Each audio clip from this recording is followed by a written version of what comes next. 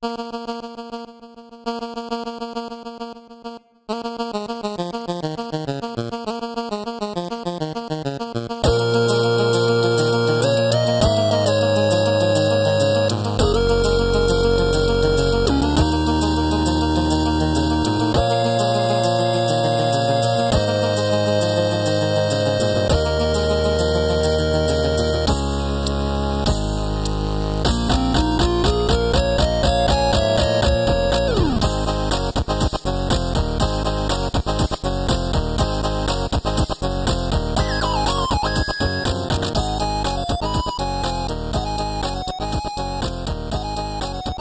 it going, everyone? This is Precisely Podcast, a podcast about beer, maybe liquor, and video games.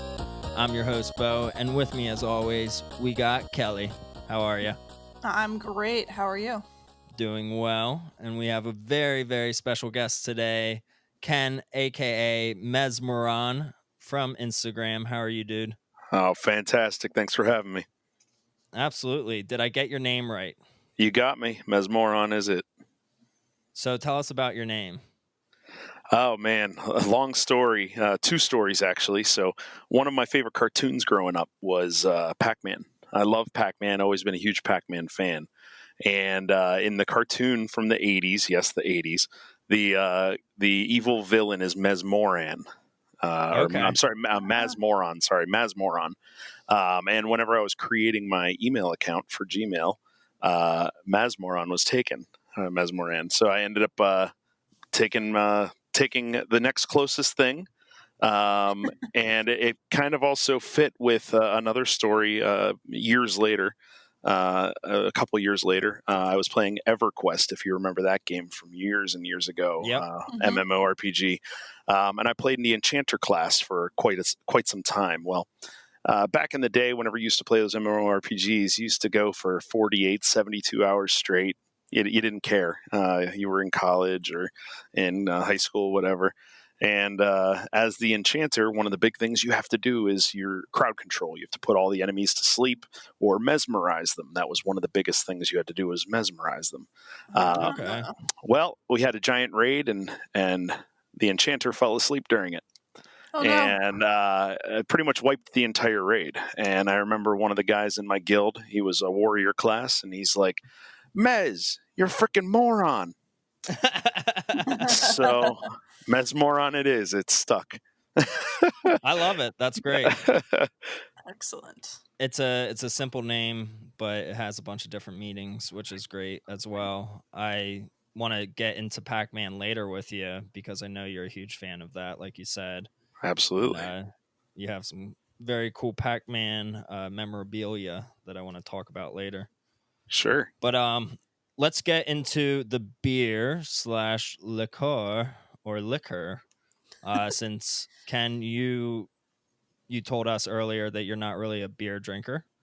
I would love to be, but I'm doing the keto diet, and carbs don't play Ooh. well with keto. So, liquor it is. There you So go. what are you drinking on?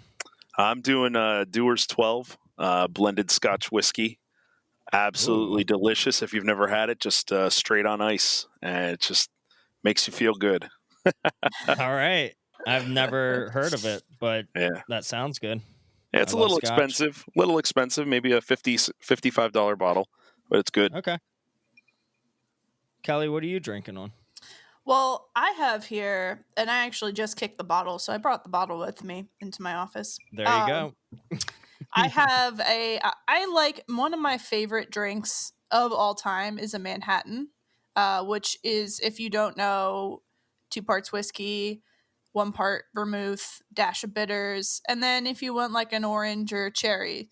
And I am like a big cherry fan, so I like to put a little extra cherries in there. But I have with me, I have Dad's Hat, which is a Pennsylvania rye whiskey, and I don't know if either of you have had that before because it's local to us. I've never had it, but I'm not too Dad's far Hat- away from you. Yeah, No, you're not. Dad's That's why I Hat asked. sounds familiar. I'm not sure if I've had it though. So I went probably, I think it was last year I found it. When I went to the liquor store, I was like, I want to get like a good whiskey that's not like too, I don't know. I didn't want to get like Jack Daniels or Too something. mainstream. Yeah. So I wanted to get something good, but I also didn't want to like blow my wallet on some whiskey to have on the shelf because I drink Manhattans more in the winter than I do when it's warm out. So I found this, and it said it has a sticker on the bottle that says Craft Whiskey of the Year from Whiskey Advocate. So I don't know if anybody trusts Whiskey Advocate, but I do now because this is a great whiskey, honestly. It's a 90 proof, 45% alcohol by volume, and it's made and distilled and bottled by Mountain Laurel Spirits in Bristol, Pennsylvania. So it's local. It's very good. It's very smooth, and it goes well with the whole Manhattan vibe. I liked it a lot. So I might have to get to the store. Yeah, no, I Yeah, definitely it sounds recommend good. it. Definitely, if you can get it and you're not in Pennsylvania, that'd be sweet too. I'm always about supporting local stuff too, so I was like, why not give that a shot? And if it sucks, then I just find another brand that's probably more well known. Yeah, But absolutely. it's very, very good. I enjoy it. Yeah, it's hit or miss when it comes to local distilleries around us, I feel like. There's so Especially if many they're of them. newer. They've all popped up Yeah. like crazy. It's the trendy thing to do right now, all these distilleries. But you know what? We're getting a lot of really good stuff out of them too. Absolutely. I think with a bunch of, competition like that, it makes everyone do better in the Yep. sense. Oh yeah. It's not a monopoly or anything like that. Yeah. No, there's plenty of, distilleries by us, and some of them are even with a brewery. They have one part brewery, one part distillery in the same location kind of thing. So I think it's super cool that a lot of people are diving into that, and I definitely like to try them, but I'm not necessarily always the biggest fan, but I definitely like to try them. Absolutely. Yeah. So I'm drinking some liquor too. I'm a Jameson person. Yeah. I'm Scott Irish. I love JMO. I think Jameson actually like runs in my blood. Like the liquor and also like the last name, even though Jameson's not my last name. I think it's just it's a part of me. I So agree to that statement as a I'm German Irish, but yeah, I agree. yeah. Mostly Irish. So I'm drinking that. If you've never had Jameson, wake up out of your rock and smell the sunshine, or however that saying goes. It's But, one of the better mainstream ones, I would say. Yeah. absolutely. So I'm just doing the regular one, but they do have a bunch of different, really interesting iterations of Jameson nowadays, like the Castmates, and they have like one that's like brewed with like IPA as well, or distilled with IPA. Mm-hmm. But yeah, this is just normal Jameson on the rocks. The rocks look a little melty right now. Yeah, I hear But that. I also have a beer that my buddy gave to me. It's Dead Rise Old Bay Goza. So it's Old Bay spice with a salted sour beer. So I have not tried it. I cracked it open a little bit earlier, smelled it. Smells really good. I'm about to try it and let you guys know. Sounds like it's going to bite back a little bit. Oh, that's interesting. There's a bite. Oh, I like it.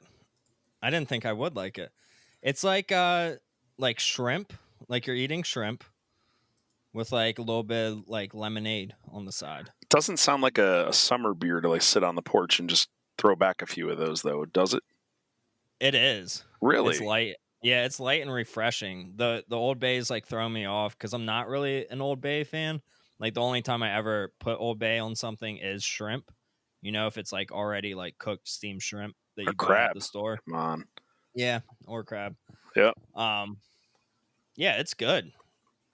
It's weirdly good. Yeah, I talked to you about this earlier, but you were like, yeah, I have this beer, and I was like, ironically, I do have this beer as well in my house, but I had bought a 6-pack over the weekend on Father's Day. I had to go out and buy some beer for my dear old dad for Father's Day because he wants nothing more than a case of Yingling, and I provided.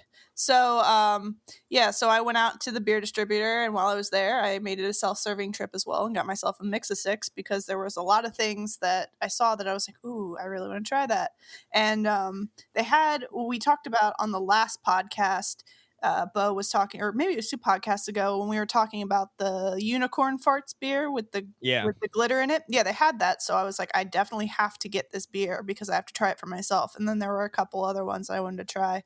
But then they had that Old Bay Goza, and I was like, I love Old Bay. Like, actually, one of my favorite snacks is popcorn with butter, like air popped popcorn with butter, and then Old Bay on top. That's my favorite snack of all time. So I love Old Bay. I love it on shrimp.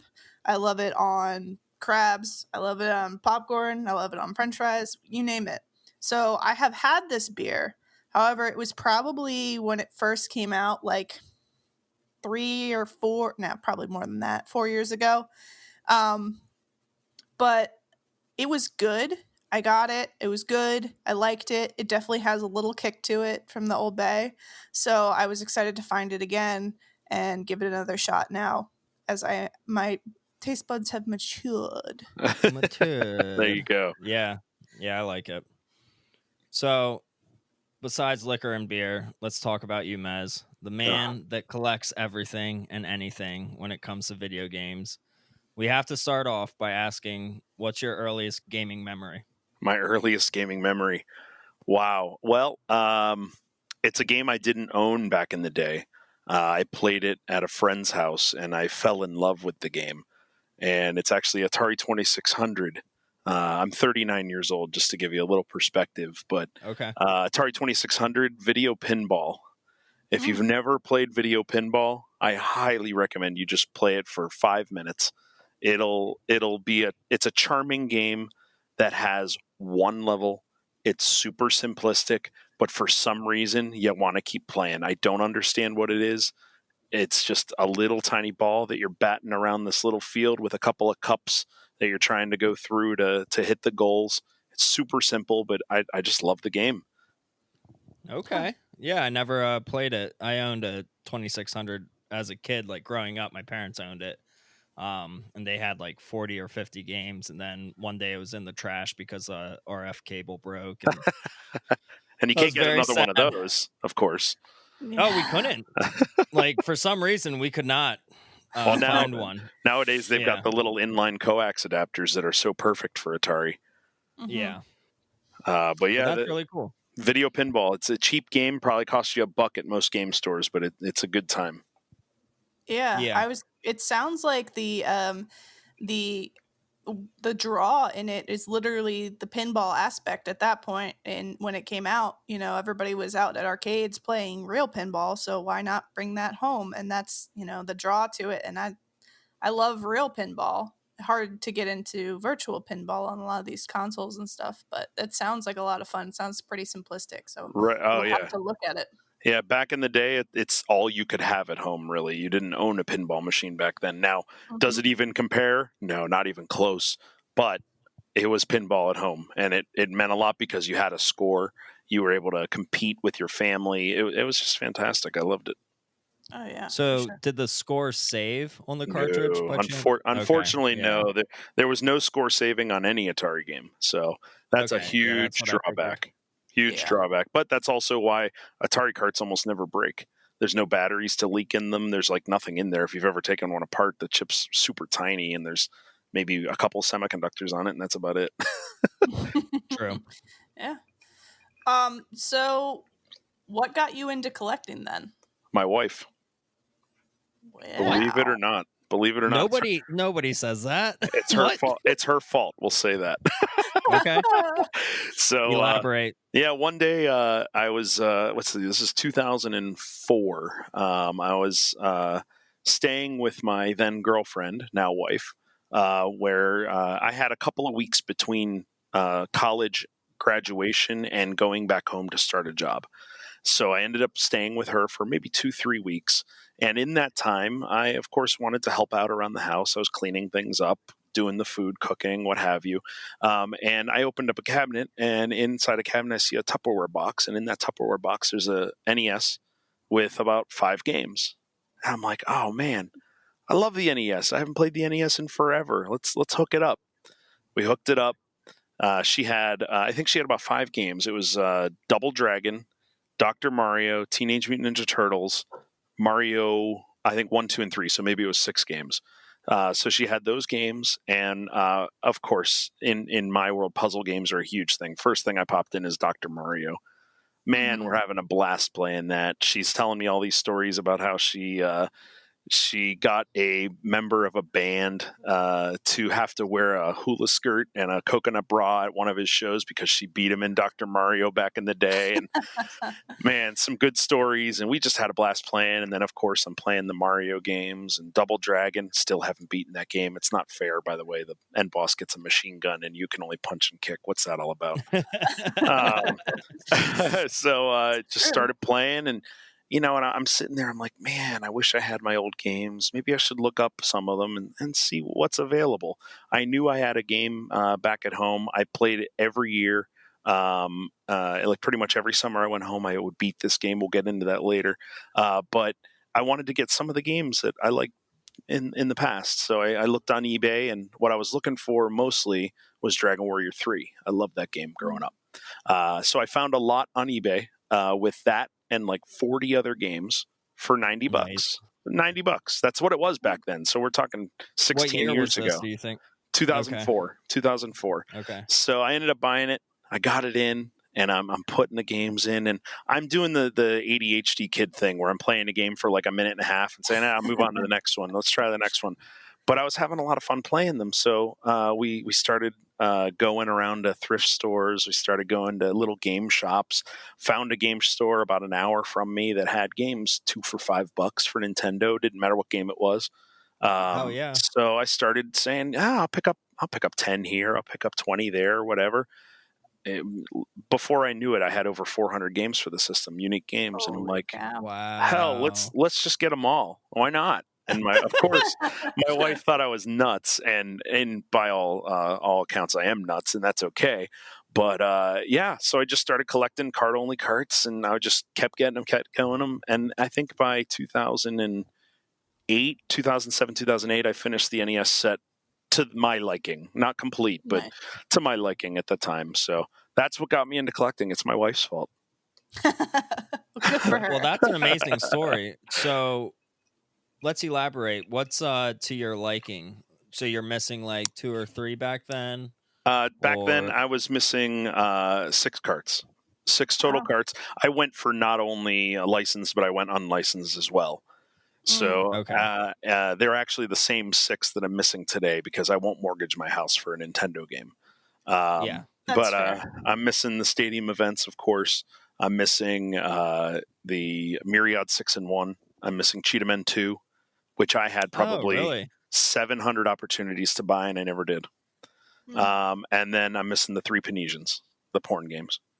Oh man, you gotta get the porn games. So they go for $1,000 a piece, though, right? Yeah, about that. But what I did is I actually, once I finished the NES set, I was looking at them on the wall, and I'm like, these look really cool. But what would look even cooler is if they were in the boxes. Once I completed Loose, I had to have a new thing to go for. And in fact, I'm pretty sure it was around 2009-ish, maybe 2011. I can't remember. But I decided to go complete in box. And what I actually did is I latched on with a guy who was looking to collect card only. So I would start looking for deals on complete in box copies. And what I would do is I would sell him the cart at half the value of what I paid. So it was a win for him, win for me. I didn't have extra carts. He didn't have to buy anything anywhere else because he was actually part of the Marcellus Shale like the kickstart. So he was away all the time, working 16-hour days, 18-hour days. He didn't have time to go shopping. So I did the shopping for him. I mean, that's really cool. It was awesome. It worked out so well. We lost touch, unfortunately, but he ended up getting almost a complete cart set, and I got my set complete in box. Wow, that's amazing. Yeah. So you don't talk to him anymore? Unfortunately, we kind of fell out of communication once we were both done with our collections. Damn, that's a shame. It is. All right. Well, you told us a lot. We have a list of questions for you, and you already got into a lot of it. But let's go back a little bit. Do you have a favorite game? That game that you played every year that you're talking about, is that Dragon Warrior? Dragon Warrior 4. Okay. I still own my complete in box childhood copy. Wow. I've played it every single year it's released for 30 years. I saw My favorite that game you ever. posted that. Yeah, Yep, that's that's my amazing. favorite game. So you play that every year then? No. Yeah, it's the one game that I can sit down and I know exactly what to do. I don't have to look a Yeah. thing up. I Yeah. remember the story, but I pick up more and more every single time I play it. Yep. It's a very unique game because it is a story. It's not just I'm going to go from point A to point B and do this. No, it's an episodic game. There's 5 chapters in it. You actually have to progress through a chapter, and then once you finish that chapter, you're done with that character. You move on to the next one. Wow. Oh. Now, eventually, you pick up those characters again in the last chapter. But it's so awesome that you have essentially what feels like 5 completely different stories all molding into one. Wow. That's like that Switch game, that JRPG. What is it called? Where you Like have 8 Octopath different Traveler? characters. Yeah, Octopath Traveler. Yeah, A sounds little like bit. That, yeah. A little bit difference with Octopath, of course, is you play the segments when you want to play them, so you can advance one all the way. But this one, it's This kind is of more linear. Yeah, it's cut and dry. Exactly. Yeah. Wow. That's It's really cool. really a testament to video games in general, and especially that game in particular, and those who created it, that you have played it for 30 consecutive years and you are still finding new things. Oh, absolutely. for it. Absolutely. One of the other cool innovations with that particular game, well, 2 things. Is one, they had a casino and a monster arena in it, which is pretty cool. But 2, there's actually a chapter where you are the salesperson of a shop. That's how you start out the chapter.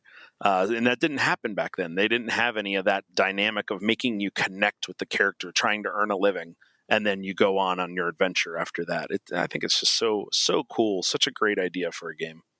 Wow. That's great. So, on the lines of favorite games, how about favorite console, favorite handheld? Oh, they're one and the same. Oh, yeah? Well, okay. Ooh. In my opinion, the DS, the Nintendo DS, is one of the best consoles ever made, or Wow. handhelds. If you have to sit me down and say which console, like a flat out console, do I enjoy the most, that's going to be a real tough one. But I'd probably say the PS2 is probably Okay. my favorite console. Unfortunately, a lot of the games don't hold up anymore. The graphics are really raw, but Mhm. the gameplay, the games are still on point. They're still really good. But as far as handheld goes, there's no question the Nintendo DS is far and above anything that's ever been released. I mean, look at the library. It's huge. It's huge. How big is the library? It's over 1,700. I want to say it's 1,730 or so, 728, something like that. Okay. Yeah. Yeah, It's it's ridiculous. Not the biggest So you- PS2 is, but yeah, it's huge. Yeah. So you like Wow. games that you have to use a stylus with? Not necessarily. I mean, some of the games with the stylus are great, but over 80% of the library, you don't even need to use a stylus. Oh, okay. Yeah, I didn't there's- realize that. There's a lot of games I've you never- don't use the stylus. Yeah, I never really dived deep into the DS. I think now I have been more so.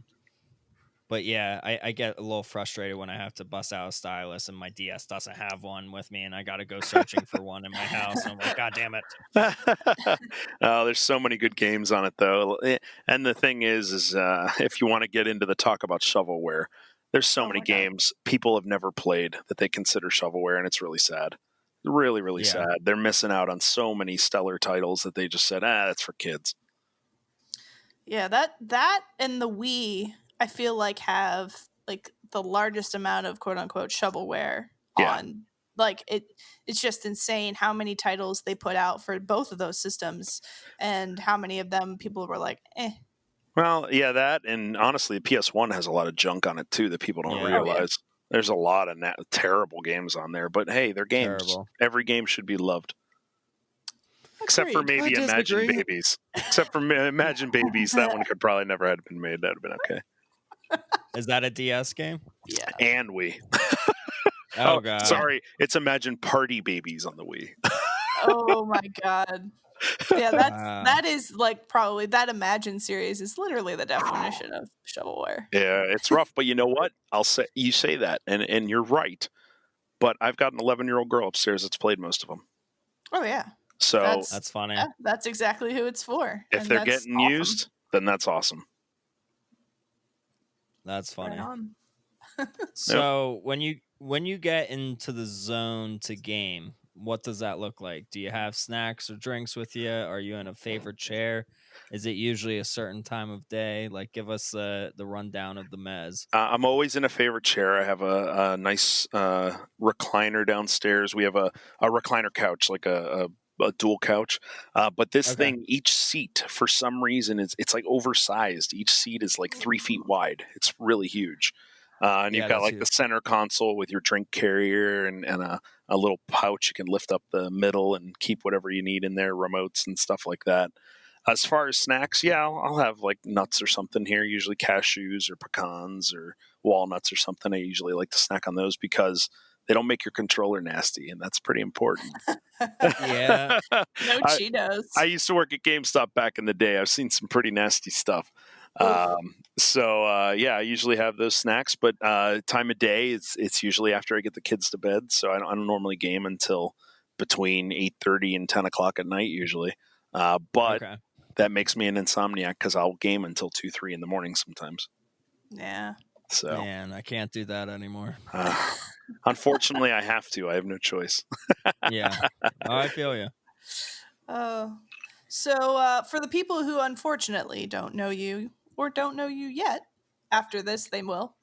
You have a lot of complete game sets, like we talked about the NES earlier, for a ton of different consoles. How many complete sets do you own at this point?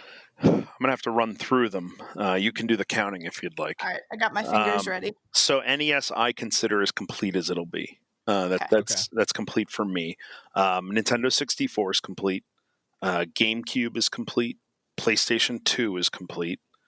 Wow. Nintendo DS is complete. Wow. The Odyssey 2, Magnavox Odyssey 2 is complete. I have the Wii U complete. I have Game Boy complete. Game Boy Color complete. I think is that it? I think that's it. What about Virtual Boy? So Virtual Boy, I think I've got 8 of the titles, but I have the box for all but one. So I have only 8 of the carts, but I think I have all of the boxes. Might be missing a manual or 2. We'll count that as complete too. So you got 10 complete sets. Let's make it an even 10. Now, Yeah, let's make it an even 10. Super Nintendo, I'm missing 6 cartridges, so that's pretty close. Wow. You're close. PlayStation 3, I'm missing about 250 games. The Nintendo Wii, I'm missing about 115. The PS Vita, I'm missing about 40. Wow. So I've got a lot of getting there close. I'm sorry, I forgot the Sega CD and the Sega Master System I have complete. Well, then that's. Oh my goodness. Then we're talking 12. I'm visualizing my room right now. I'm kind of, my back is to it, and I'm trying to go around the shelves and stuff. So, yeah. Wow. Do you have like a little neon complete sign above each shelving thing? Check Like, mark. oh, this one's complete. There's no room for it. That's great.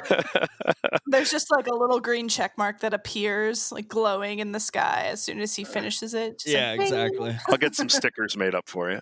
Oh, Yeah. perfect. At least in your head. Yeah, so That's I'm working glowing. I'm trying to finish Super Nintendo, trying to finish the PS3, the Wii, Game Boy Advance. I'm working on pretty hardcore now as well. And the PS Vita, I'd like to finish before too long. So those are the sets that I'm really working on. Oh, an Xbox Original I'm working on as well. So I've got like 6 sets going that I'm trying to complete. That's great. That's a ton. It's So amazing. yeah, that is insane. Quick question. When it comes to like the Vita and other like systems that you are trying to complete, are you like, especially with the Vita and like PS4 or Switch, if you were trying to complete those, they're coming out with all these like limited run games or super rare games. Do you consider those to be a part of the set or not? Okay, so the way that I do it, if the release itself is approved by the company, number one, the company that made the game, and number two, if it's ESRB rated, I count it. So for the Switch and the PS4, these games that are being put out by like strictly limited games out of Germany or what have you, I don't count those because they're not ESRB rated games. Limited run, unfortunately, I do count. Oh, that sucks. Yeah. Well, it does. I'm not collecting Switch right now. I hope I don't ever. God help me. PS4, I'm not collecting, but the Vita, I own every limited run. In fact, I own every limited run, limited edition that's come out for Vita. So I have all of the hard stuff to get. It's all done. Wow. Did you get the most recent game for Vita? I just posted about it, Twin Breakers. Yes. Okay, cool. Awesome. Now, the problem with those limited runs, I'm of the point where I have so many games, I don't want to open new games. So I haven't opened a single limited run game. Yeah, I wouldn't. Because for $5, I can download it digitally. And then when I open it, I realize, Breach and Clear really sucks. Let's just keep it sealed. Yeah, so that's what I did. Luckily, I was on my way on opening the PS4 version of Twin Breaker, and then I was like, let me just look this up on eBay, and I couldn't find any on eBay. Oh, wow. Nor any sold. So I'm like, nobody wants to sell this quite yet. And granted, it's a little new, so that's fine. Let me check the Vita version. There was only 2 at the time on Vita for $120 plus from the UK or Canada, and both of them sold. Wow. So I was like, yeah, I'm gonna just keep these sealed, and I'm gonna buy it digitally for $10. So yeah. Wow. That's crazy. All right. Well, let's get back on track here with the sets. Yeah. Sorry. So all good. So we talked about NES was the first set that you like quote unquote completed, and we talked about the sets that you own. So what do you think was your hardest set that you had to complete? Oh, Nintendo DS, no question. No question. Just all of them? Yeah, like, there's about 40 games on that system that only had a 6,000 print run. What? Yep. They're really hard to come by, some of those games. And then there's one game that I've actually kept close to my vest for quite some time that actually was recalled. It only had a 6,000 print run and it was recalled. Whoa. So finding it is very, very difficult, especially complete. I think on eBay, there's been 2 copies sold in the past 4 years. One of them complete, one loose. That's nuts. Yep. And I unfortunately will keep that one close to the vest for right now. Oh, I don't blame you. Yeah. I have a sealed copy of it too. So get out of here, Bo. What? Just said I'm keeping it close to the vest. He's not revealing his secret. Oh, okay, gotcha. Trade secrets. No, he's literally has the game in between his shirt and his vest right now. Yeah, that's exactly what it is. Gotcha. Keep drinking, Bo. I am. What was the easiest set to complete then? Easiest set is whenever I collected it, Nintendo 64. It was a joke to get everything. Okay. Pretty much. Was that just cartridge only then? No, I complete in box. Whenever I started collecting it was when Blockbusters were starting to sell their stuff. So I was able to get all of the rare stuff for $5, $6, $7. It was super easy. That makes sense. Now I'm like, just trying to find an N64 period that's not over $150 is ridiculous. Like, so I feel really bad, well, myself included, for anybody who was going for a full set. And now it's just like, oops, the N64 is so much right now. Well, and what happened is like the people that grew up with N64 are now, they have full-time jobs. They're getting that nostalgia bug, just like happened with NES 10 years ago. People just started having money and they started just buying everything they could. And N64 having a small library hurts its collectability too for people trying to get deals, because there's not that many games, 294, 296, whatever it is, that they are like, oh, that's attainable, let's go for it. And then they realize, oh, what the hell, Stunt Racer? Why is a bowling game $400? I don't understand. Yeah. Yeah, these dumb games, but they're Blockbuster exclusive, so yeah, Yeah, makes it's sense, I nuts. guess. It's nuts. It even blows my mind. Like Sculptor's Cut, it's not even the cart or the box that costs money. It's the manual. The manual is worth so much money for that game. It's ridiculous. Yeah, that's That makes sense, though. insane. Yeah. Yeah. Wow. So, for anybody who has either just started collecting or has been collecting, but maybe wants to go for a complete set, what sage advice can you give those new to the game right now? Get a list. Yeah. You wouldn't believe how many people try to collect without a list. It's Oh my God. ridiculous. It's ridiculous. I don't know how people do it. Well, obviously they're buying duplicates like crazy, but the most important thing I could tell you about collecting a set is do not start buying individual games. You have to buy lots. You have to. And you have to be willing to put the work into buying and selling. Because there's no way you're going to be able to afford a set by buying individual pieces or by keeping a hold of a bunch of duplicates and trying to trade them. Trades don't work nowadays. Almost impossible because of the stigma around cheap games. People don't want them. So you have to be able to sell those off individually. You have to keep a list and just know your market, know the prices, know where to dig for games. Don't be shy about telling your friends and family that you're a game collector now. Use other systems, rare games, and expensive games to fund your set. There's so many things you can do, but I guess the most important thing is don't try to do it in a day. Take your time. Oh, yeah. Enjoy the ride, because if you don't enjoy the ride, you're going to burn out quick and you're going to stop. That's all. That's really good. I mean, That's great advice. I know we've touched on a lot of that stuff, especially with the podcast with Chris when we talked about buying and selling. I agree. There's no way you can, do that without trying to fund your own hobby through your hobby.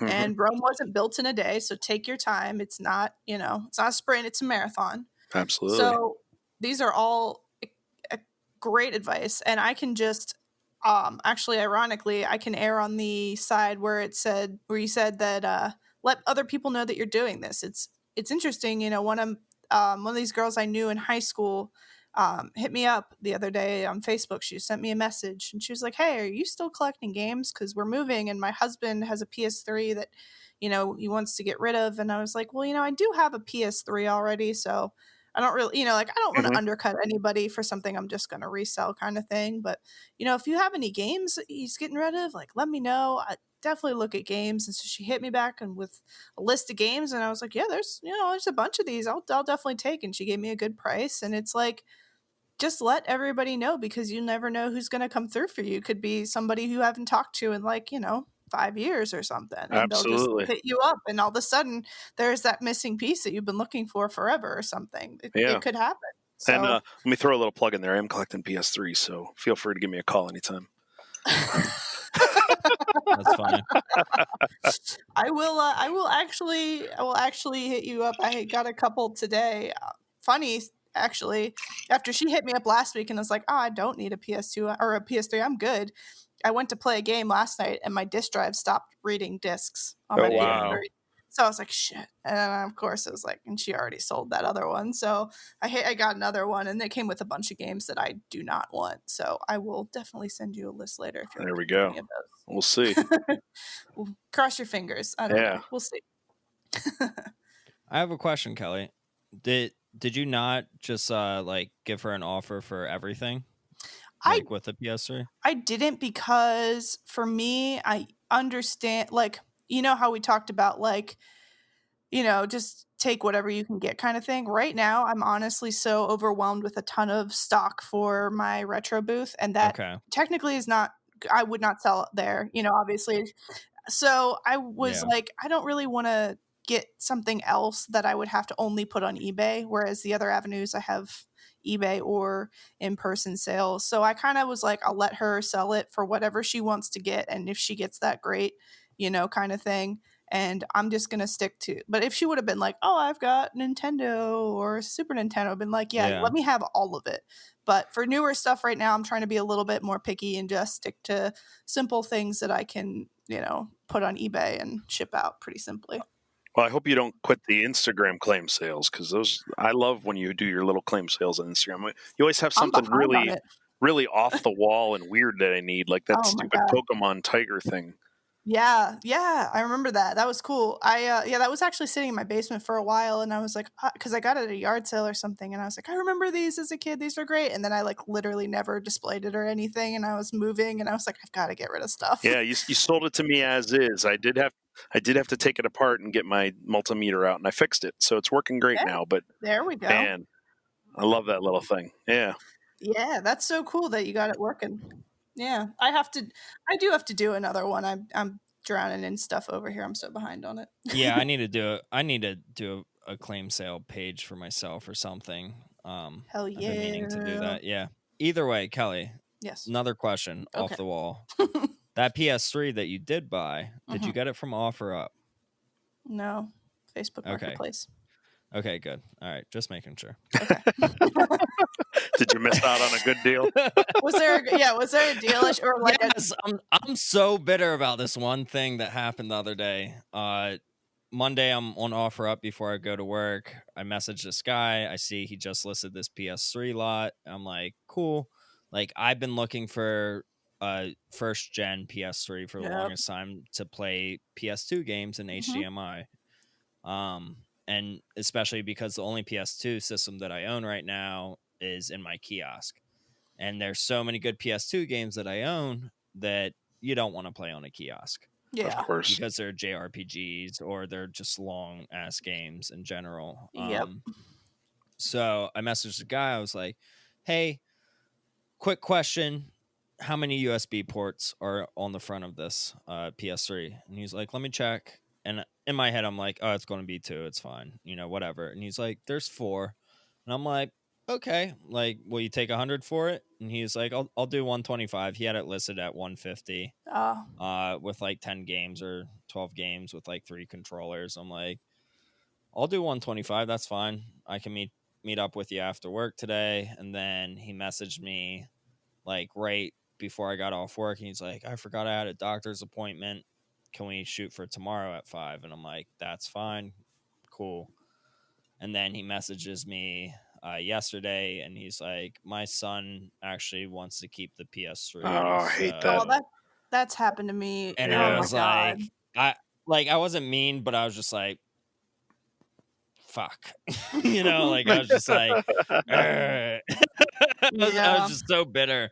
He's like, I'll let you know once he's done playing with it, see if you still need one. I'm like, I'll already have one by then. And he's like, okay, have a nice day. And I just like ignored him. And I'm like, I feel bad for being mean about it, but like, I hate when people do that. Yeah. Though. Like I've had like so many deals on so many different things fall through like that. Like, oh, well, my kid's gonna keep it or whatever. I was like, no, you just looked up the price of whatever it was and ended up deciding to keep it or sell it for more because and you just don't want to tell me the truth. Like, don't be a dick about it. But and I think maybe he did have his, I don't know, maybe his kid was trying to play it.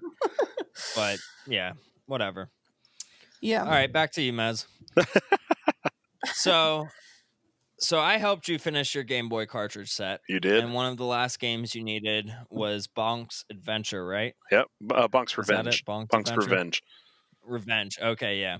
It's not a common game, but it's also not that rare. Right. You traded me Mole Mania, which is an awesome game. Yep. Plus some other games for Bonks. Do you prefer trading or just buying something outright when it comes to your collection and like completing a set? It depends. I love to trade if I can trade. The problem with trading nowadays is people only want the expensive stuff. Yeah. They're only like, oh, you want my, I don't know, you want my Mole Mania? Well, how about you trade me Knight's Quest on Game Boy and I'll pay a little extra for it? No. That's not how it works. No. So people have gotten so elite with the rare games. There are so many people out there that I only want the rare stuff. I don't want any of the other fluff. I want rare stuff, rare stuff, rare stuff. And they ignore 90% of libraries that a lot of them have fantastic games in them. Exactly. Yeah. I mean, Mole Mania is what, a $25, $30 game? And that game's incredible. It's one of the best Game Boy games out there. It's absolutely amazing game that I never heard of until you gave it to me, Yeah. through trade. And Bonks is probably the same price right around, Yeah. but like that didn't matter. I was happy that I had a game that you needed to complete your Game Boy set. You know how I many was like, times I whatever hear you that? want to give me, dude. You know how many Yeah. times I hear, "Oh, I'm just excited to trade you a game that you don't have." That's what I hear all the time. And hey, that's cool. But that's a great feeling because you're always going to remember that person that helped you complete that set then, Absolutely. or anyone that came along the way, Mhm. and it's good karma. It's a good feeling. Like anyone that needs help on something, like shout out to Sal, my FedEx driver at work. He's a video game collector. We Deem Channel is his Instagram handle. He does reviews and stuff, but he was talking to me about needing a PS1. I'm like, I think I have an extra PS1. So like I sold it to him under price, I was like, here you go, $25. Here's the console cords and all that. Memory card, and he's super thankful for it. It's just like if you have it, help someone out. $25 is under price on a PS1 now. You couldn't even get rid of them for Right $15 last year. Yeah. Back in the day, yeah, but now they're $40-$50. What the hell? Yep. I need to open up my storage. Dude, I'm telling you, it's crazy. Dude, yeah, right now it's crazy. Yeah, crazy. I'm like I'm bonkers over like these prices right now. It's nuts. Like I actually just went over to I went over to Play and Trade in Camp Hill today because I needed to get a cord for this Genesis 2 I was trying, and I was like, I'm not gonna wait X many days for Amazon or whatever to send me an RCA cable for a Model 2. I'll just go buy one over there. It's not that much, and to test it. And I was like talking to the guy, and I was like, yeah, I can't believe, he was talking about, quarantine and all this stuff and how things are going up. And I was like, yeah, I can't believe like Paper Mario is an excellent game. And I love this game, my God, yeah. but it's like $120 now. Like, where did that come from? So it's like all this stuff. And like for the GameCube, right? Right. Yeah. Yeah. And like all those Wiis I couldn't sell for $20 last year. Right. I'm selling them for 60. All these PS1s, like it's insane how much things have jumped. Speaking about games I can't play, Paper Mario on the GameCube, I have a sealed copy. I won't open it. I really want to. I want to play that game pretty badly, but I can't. I can't bring myself to just throw $100 in the trash. No, bro, you should have bought a CIB copy last year then, because you don't want to spend $120 on one. Well, yeah, just go back in time. What are you doing? I don't know when I'll get to play that, but eventually I'll find a copy somewhere. You know how it goes. You go to a yard sale and you pick up 10 games for $20, and it might be in there. You never know. So I'll find it one of these days. So you never played it then? Not on the GameCube. No, I've played most of the other, actually all the other Paper Marios. I just haven't played that one. It's the best one. Is it? Of course it is. The best one. Of course it is. Yeah. And I'm looking at the price right now because people are doing raffles on Instagram, and I'm like, wait, someone just did a raffle. I don't know if I'm allowed to swear, but screw for raffles. No, that's you can fine. swear, yeah. Yeah, say fuck it. It's fine. I can't. The raffle thing, that doesn't sit well with me. Never has. It's annoying. It's annoying. I mean, I've done my raffles. I hardly do them, but I do them. But when I do them, I try to do it for something that's rare. Like Paper Mario for the GameCube is not rare. Oh my it's God, just way inflated in price right now. Right. But yeah, this guy did it for $140, 14 spots for $10. I'm like, was it loose? Damn, should I be selling my? No. It was CIB. But I'm like, should I be selling my copy right now? And then I get this like YOLO effect where it's like, you only live once. No, this price is going to go up, or I sell it now. Oh, it's dropping. There's no way. There's no way that game's going to stay up there. There's no way. You have FORO. You have fear of raffling off right now. Yes, that's what it is. FORO. FORO. Hashtag FORO. I don't understand. Get it trending. These COVID TM prices. Right these COVID prices are asinine. Asinine. So, I mean, Wii has dropped in price. I've talked to other people. Wii has dropped. It's not as crazy. I posted a bunch of Wii games. Some have sold. Like the sports games sell real fast. Wii Sports is still yeah, selling. Wii Well, Sports. but that was also inflated crazy for some reason before quarantine. But that even was still started. selling like $25 loose. And it's Right. also one of the most accessible games that everybody has to have when they own a Wii. Exactly. Yeah. So weird. So weird. It's great though. It's a great game. It's probably the one game that deserves to be $25. Oh, I do love that game. For a Yeah. pack-in game, it deserves to be 25. Yeah. 100%. But GameCube is going up and it's staying up. Yeah. Like, I'm surprised. I finished GameCube, I want to say about 10 years ago, 10 years ago. And that was one of the smartest moves I made was to go for GameCube CIB. I knocked it out real quick, too. I think I finished the whole set in about 13, 14 months. And that's what, like 400 something? 594, I think. Okay, there. Yeah. And I even have all the really rare stuff, like the dual packs, the Metroid, Right. Wind all Waker. of those Wind Waker Metroids, all of that stuff. The Resident Evil Pure Evil Edition. Have you seen how much that Sonic 2-pack and the Super Monkey Ball 2-pack are going for right now? That was I just saw that insane. one sold for $4,000 to $6,000. Mine are Yeah. brand new from Kmart. They still have the sticker on it for $1. Oh my god. Bro, can I give you some advice right now? What's that? Check eBay. I'll check it for you right now. So don't even check eBay. He's going to do it for you. That one that sold recently, right? Yeah, that one was I think weird. only 2 of them sold. What is it? Sonic and Super Monkey Ball? Yep. There's 2 separate that ones, so one- Sonic 1 and or a Super two Monkey that's- one. Were they new? It was sealed, I think, the one that just sold. They both have Okay. the Nintendo sticker seal, like the big clear sticker on them. Yeah. I'm pretty sure they were damaged though too, that like they weren't in like perfect pristine condition. Mine are beautiful. Yeah. It sold for a crazy amount. So $6,100. wow. Yeah, that's insane. So you ready for this? Here's a bomb. $6,100. Here's a little bit of a bomb drop for you. I don't Okay. care about the money. What? I don't care about the money. I want to have that. I want to eventually be able to put these in public view. The money doesn't mean anything to me. That's All right. admirable. Hold all that information because we'll get to that then. Yeah. Admirable. But let me tell you, you could post that right now for 10K, and I'm sure you'd get 10K for it. That's Yeah. nuts. Easy money. That's nuts. Nuts. And you should. Well- You should. Because here's the thing. Do you count that as part of the set? I do.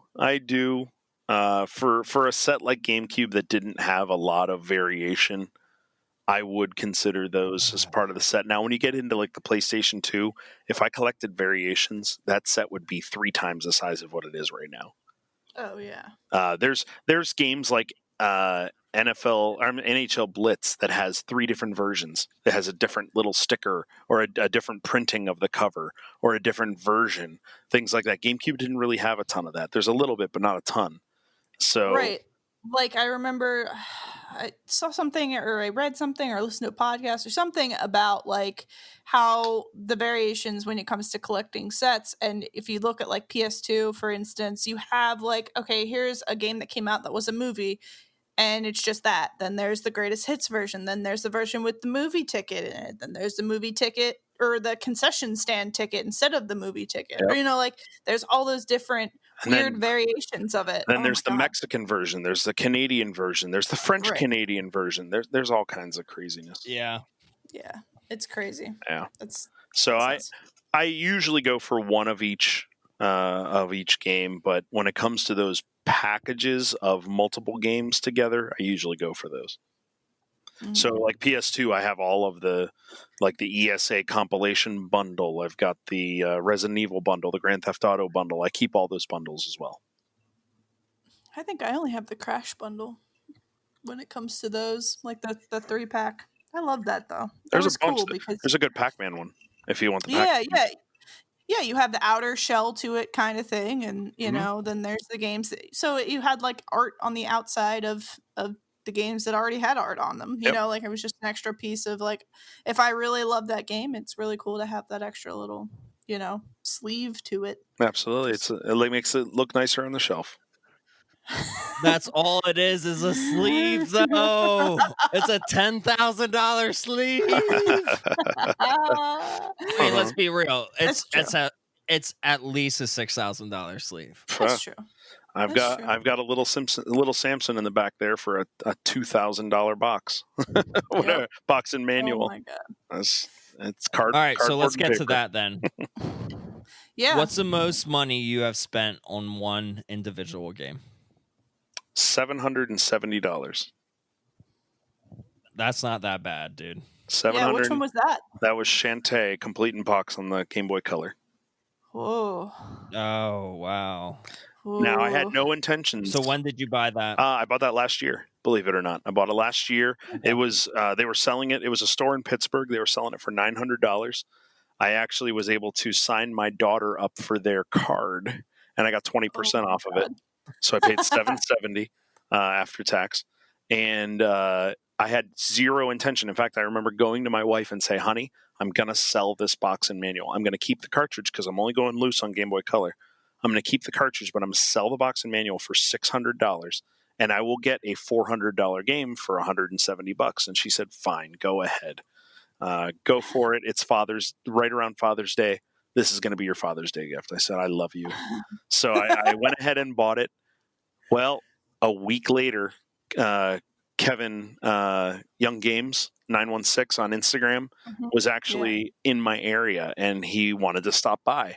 I said, "Hey, come on over, man." So he came over. He actually spent 2 nights at my house. We hung out for a couple of days, and he said, "You're not selling that box and manual." I said, "What are you talking about? I got to sell it. I got to recoup this money." He's like, "No, we're going to sell the rest of this crap you have. All this extra stuff." So he had a live claim sale in my basement that time, and we ended up making well more than $770. So I kept the box and manual. So now I have a beautiful Shantae complete in box that was paid for. Good for him. Paid for with duplicate PS2 games, basically, is what it was. So. Wow. Yeah. Dude. There you go, dude. Yeah. So that's awesome. Yeah. Shout out to you, Young Games. Yeah, absolutely. he's a good dude. He is. He's awesome. one of the best, honestly. For sure. That's cool. Man, that is one game that I am dreading eventually having to spend money on. But excited at the same time because it's going to be great to be able to play it. But and it's one of those rare good expensive games that's really good. Yep. It is a good game. I actually have a repro cartridge of it that I got from like AliExpress, and it's a great game. Yeah, great. So one just sold, and it's the only one that has been up for the longest time, I guess, or not long at all. But one did sell, CIB complete. The box looks immaculate. $2,750 plus $20 shipping. How can a virus make it worth that much money? This was sold April 14th. You know why these things are going for so much? 1, people are bored, and 2, nobody's eating out, so they all have extra money. That's true. That's very, very true. Yeah, I actually went for brunch this past Sunday for the first time. And good for you. I bought the meal, I'm like, cool, that's fine. $90. And I'm like, what? God damn. What? Yeah. Where'd you go for brunch? Cafe 1500. Oh, okay. All right. We had mimosas. We had a big bottom. You had mimosa. a lot of mimosas. No, we had one mimosa, but yeah, I mean the breakfast is what it is. But yeah, either way, my wife looks at me, like after we left, like I bought my wife's mom and her sister a meal too, It was $90 all for the 4 of us. People. That's not bad. That's not bad. That's not bad. Yeah. No, it's not that bad. But my wife looks at me in the car and she's like, "Yeah, it's nice not going out, right?" And I'm like, "Yeah." That could have been 5 dinners. Oh my God. Yeah, exactly. Do you know how many microwavable banquet dinners you could have bought with that? 90. You could have bought 90. Yeah, I don't buy those. But no, I'm kidding. It's not just video games. Let me be very clear. It's not just video games that are skyrocketing or attracting all the attention, because at the antique shop that I'm in, the past week, I think. No, I don't remember. It was like, so we have like a Facebook group, like a private Facebook group for all the vendors and stuff that our owners contact us with information. And they like, sometimes it's just fun stuff or a place like, hey, I need help with whatever, just communication spot.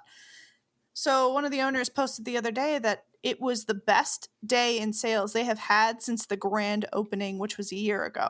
Wow. This place is not that old. So this random day in June was the best day of sales they've had since last year when they actually first opened. That first day Because where it was like was a big grand deal. opening? No, yeah, Like, that was a grand opening day. And this was just a random like Tuesday in June. And they hit that sale and went beyond. And that's And great too, because those people struggle. Those yeah. consignment shops, they struggle to make ends meet. And that's good to see that they're doing well.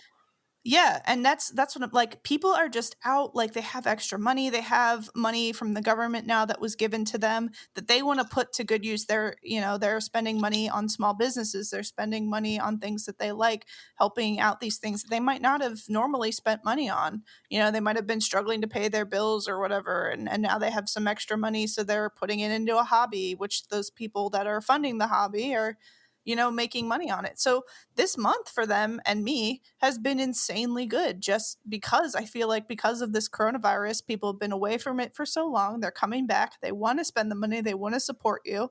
So that's exactly what they're doing. And it's amazing. I don't know, Bo, but I know who's buying lunch next time we're all together. No, I will 100% buy y'all lunch. You come see us or whatever, I will definitely buy you a lunch. It's been about a year since I've seen you, Ken. I was just thinking about that. Yep, about a year. Too many games. Yep. Yeah, it's been about a year. That's crazy. Yeah, unfortunately, they weren't able to go live this year, so it's a shame.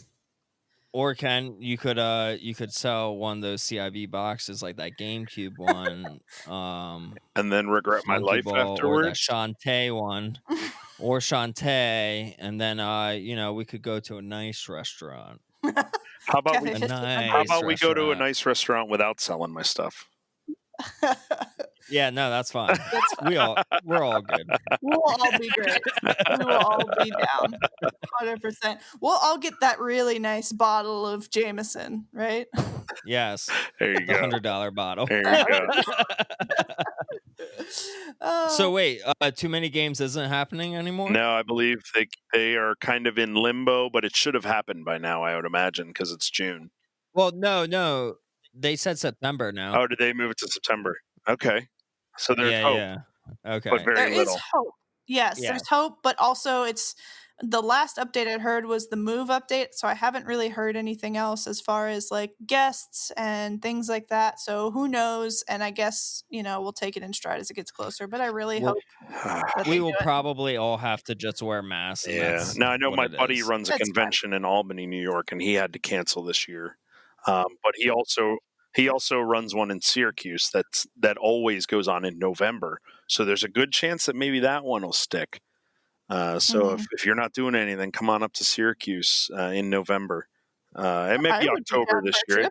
October, November. It might be October this year. But yeah, it's a great show. It's the second best show I've been to. I think Too Many Games is the largest show.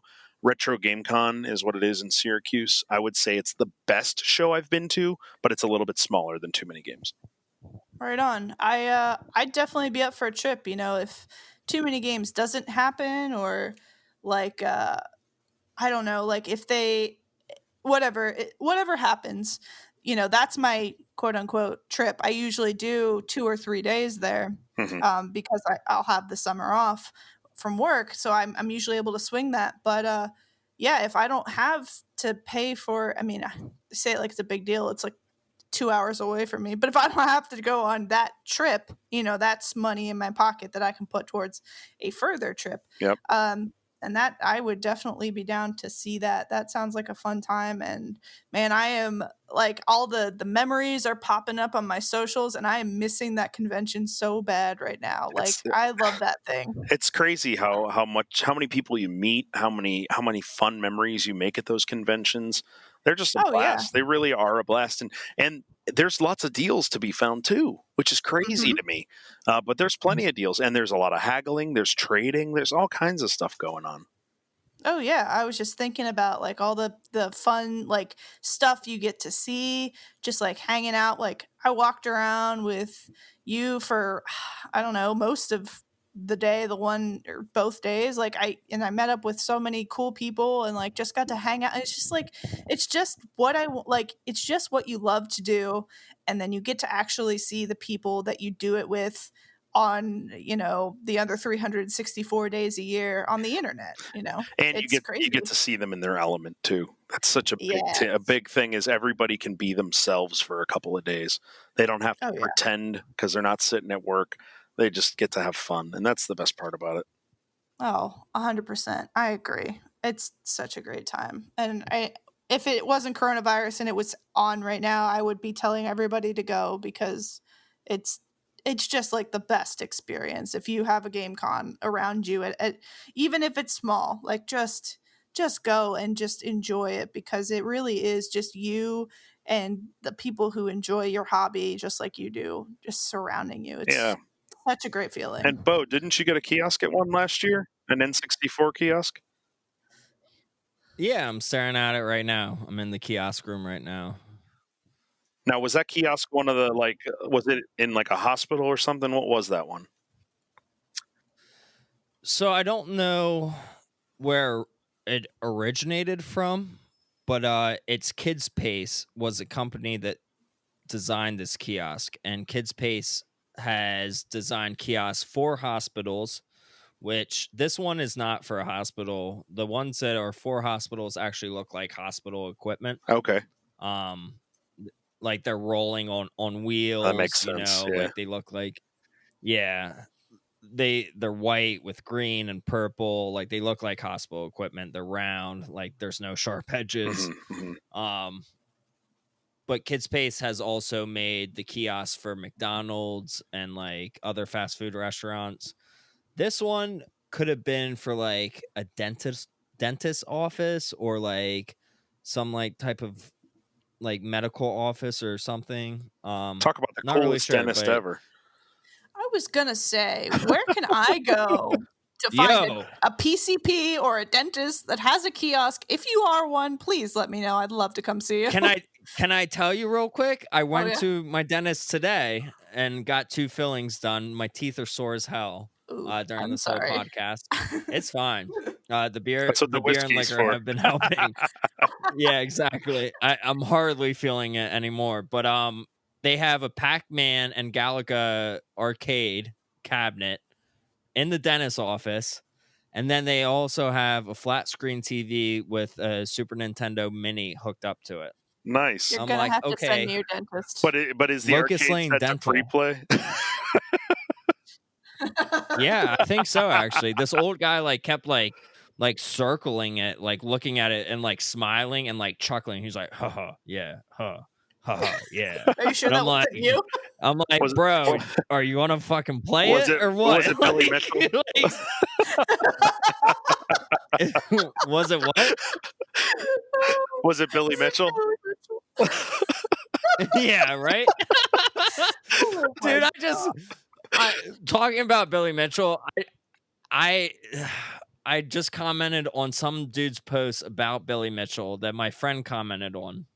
And Billy Mitchell, for some reason, was commenting on other people's comments, and they were so sporadic of comments. Like, if I find them, I'll DM you guys. He's a special person. He is a special person. Dude, it seemed like he was on some drugs when he was commenting, because that's Billy Mitchell. He kept repeating himself over and over again, like the same words. It was like end. Like, and he would type out end 5 times before he got to his sentence. And I'm like, my comment was, I can only trust a Billy Mitchell that comments end 3 times in a row. He must have been using the same. He must have been using the same robot he used to play Pac-Man. Oh my god! Oh, zing! Yeah. Yeah, but he liked my comment, so he saw it, and I was like, all right, that's cool, that's funny. I definitely took a screenshot of that, so I'll send you guys that then. But Oh, yeah, Billy 100%. Mitchell's on something. Yeah, he's on something Cocaine? else. Honestly, I think it's just that's Billy Definitely. Mitchell. I actually knew a guy, or still know a guy who grew up with Billy Mitchell when they were in elementary school and middle school. Oh, And God. this guy actually, he's out in Wellsboro. He's an arcade repairer, and he builds arcades for people and so on and so forth. Because Billy Mitchell's from up in that area originally, mhm. and he said that Billy was the runt. Everyone made fun of him all the time. He was terrible at games. He was not liked, and I guess that kind of holds true to current day, really.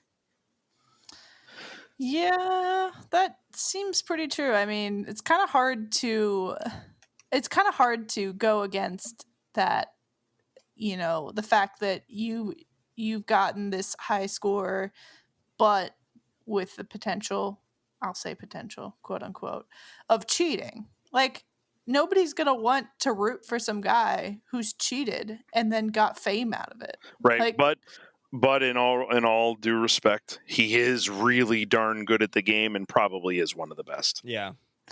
yeah. I just So. think it's the notoriety that came with it doesn't feel earned just because of that. So I Yeah. think that's where most people get the rub. Yeah. If he didn't do that, I think it would have been fine if he, whatever. But It is what it is. exactly. You know what? Whatever. Just play your game. That's all I'm here for. Just play your game. Well, speaking of games, let's jump over to let's talk about Pac-Man, since we were just talking about Pac-Man. Besides collecting those video games, all those sets and all that stuff, one thing that stands out is your Pac-Man themed bathroom. Yep. Which is epic. Let's hear about that, your Pac-Man stuff. Well, I mean, first of all, Pac-Man, what's not to like? He looks like a pizza. I mean, the character is so simplistic. He makes some of the best noises in video games, some of the most iconic noises with the waka waka waka. I mean, the character himself, he's just awesome. But he basically almost birthed video games mainstream. I mean, Pac-Man is the reason that we have Call of Duty nowadays. It's the reason we have the Madden football games. Pac-Man, it was an institution in the late 70s and early 80s. Everything, and I mean everything, got a Pac-Man branding. There was baby clothes. There was outdoor equipment. There's ashtrays. Anything you can think of, Pac-Man had a part of it. It was insane. And I mean, just like Buckner and Garcia made that album called Pac-Man Fever, that's exactly what it was. Everybody wanted to play Pac-Man. It wasn't just the kids. It was mom and dad. It was grandma and grandpa. It was everybody. Everyone wanted to play Pac-Man. I latched onto it just for that reason. The fact that it was so nostalgic. Pac-Man it's an institution. And what better way to theme a bathroom, in my opinion, than with Pac-Man stuff? I know that's weird to say, but I can see that. I love everything about Pac-Man. I think it's just such a great story, and it's what I consider to be the grandfather. I would agree. And it's a great game. Oh, absolutely. It's a game that never gets old. That's the craziest part. It never gets old. It never gets old. It's like Tetris. Yep. Yeah. Yep, which is also one of my favorite games, Tetris, Pac-Man, and Dragon Warrior 4. Those are almost my top 3. I've got a couple that are in there, but they're up there for sure. So I just at what point did you decide, all right, I'm going to do this bathroom Pac-Man themed, and how did you start going about collecting those items for the bathroom? Did you go to Kohl's and start looking for Pac-Man stuff, or did you just hop on eBay or whatever? The cool thing about my stuff that I have Pac-Man, there's probably only 15, 20 items that are newer than 2005. So there's very few new stuff in there. It all started whenever I was making a work trip to Cleveland, Ohio. I happened to go on my normal game spree. I go to random stores while I'm traveling for work and happened to walk into a store, and they had a huge display of Pac-Man stuff. They had a 1980s, I think it's about 2.5 foot tall trash can. They had plushies, puppets, napkins, anything you could think, tons of Pac-Man stuff. And I looked at it, I'm like, man, that stuff looks cool. I went up to the front and talked to the lady, and she's like, yeah, we're going to be closing soon. Business hasn't been so great. I said, well, how much do you want for that display? And I kind of pointed, and she said, well, what are you talking about? There was like a Kingdom Hearts standee. I'm like, no, not that. The Pac-Man stuff. How much you want for all that? She's like, you're interested in that? And I said, yeah, I love all that old Pac-Man stuff. She said, how about $200 for everything? Oh, Fuck I said, pack it up. I said, can I give you another $50 and you ship it home? She said, sure. Pac-Man it up. That's Pac-Man it up. waka waka. Waka waka for sure. So I ended up getting probably about 80 to 90 different pieces of Pac-Man memorabilia for $250. This is like glasses. That's awesome. An AM radio, like all kinds of crazy stuff. Whoa, Fantastic. that's amazing. That's great. Yeah. I love that old like arcade memorabilia style. Like, you know, they'd have the Pac-Man everywhere, or like, you know, you got like Centipede or something. I just love the style of that. It's so cool that you were able to get that. Yeah, and it's awesome. the glasses and the like the kitchenware. That's the stuff I love. Like I have the canister, the Pac-Man canister my wife got me for Christmas one year. I've got the matching tumbler. I have a matching like full-size glass. I have the shot glass, which is really rare. That Whoa. matches that set. I've got mugs, tons of different mugs. I have probably 15 different mugs. I love all that stuff. Thrift Delicious, if you know Thrift Delicious resale shop on Instagram, he sold me a sled, a Pac-Man sled. They made a sled? Dope. It's awesome. Whoa. It's like one of those saucer type style ones. Yeah. I love that stuff. Any of that old stuff that I can find it has a welcome addition to my home. There was one time a couple of members on Instagram, Retro Eclipse and Sega Select, and I want to say Teflon they were at a flea market and they came across a kid's belt from the 80s that was Pac-Man, and they bought it and sent it to me. Man, that stuff means so much to me. I can't even tell you. Pac-Man is life for me. I love anything I can get with Pac-Man on it. Wow. I want to know what shot you do out of a Pac-Man shot glass. It's got to be something cherry. Yeah. It's got to be like blue. Maybe colored, razzmatazz, maybe, or what is it? Yeah. Chambord? Is that what the raspberry one is? Yeah. It's got to be fruit Ooh. flavored. It's got to be fruit flavored. Gotta be. Wow. That's cool. All that stuff. That's awesome. Yeah. I do have a few Mario things creeping into the bathroom, like the Dixie cup holder, and I have a toothbrush in there. I've got a nice advertisement from Sega Select that he sold me that is from a comic book of the soap, the shampoo and conditioner, the Mario shampoo and conditioner. It's like a comic book style. So I have a little bit of Mario creeping in there, but it's mostly Pac-Man. That's pretty including the shower curtain, which is incredible. Yeah. Besides Pac-Man, what other game franchises do you collect for? Tetris. I do try to get every Tetris game that I can find. I have the majority of them. I kind of, the only thing I don't collect is PC, really. I don't collect anything for personal computers. But I do have the original Tetris that came out for the PC with the Soviet logo on it and everything. It's pretty crazy. Wow. So I do try to collect as much Tetris stuff as I can as well. Dragon Quest, of course. Dragon Warrior, Dragon Quest. I go for anything with those series, including the Japanese copies. And I have some really weird Dragon Quest stuff. I have a couple of brochures and magazines from the Square Enix parties from the early 2000s that they held for Dragon Quest. That's cool. Yeah, some pretty wacky things.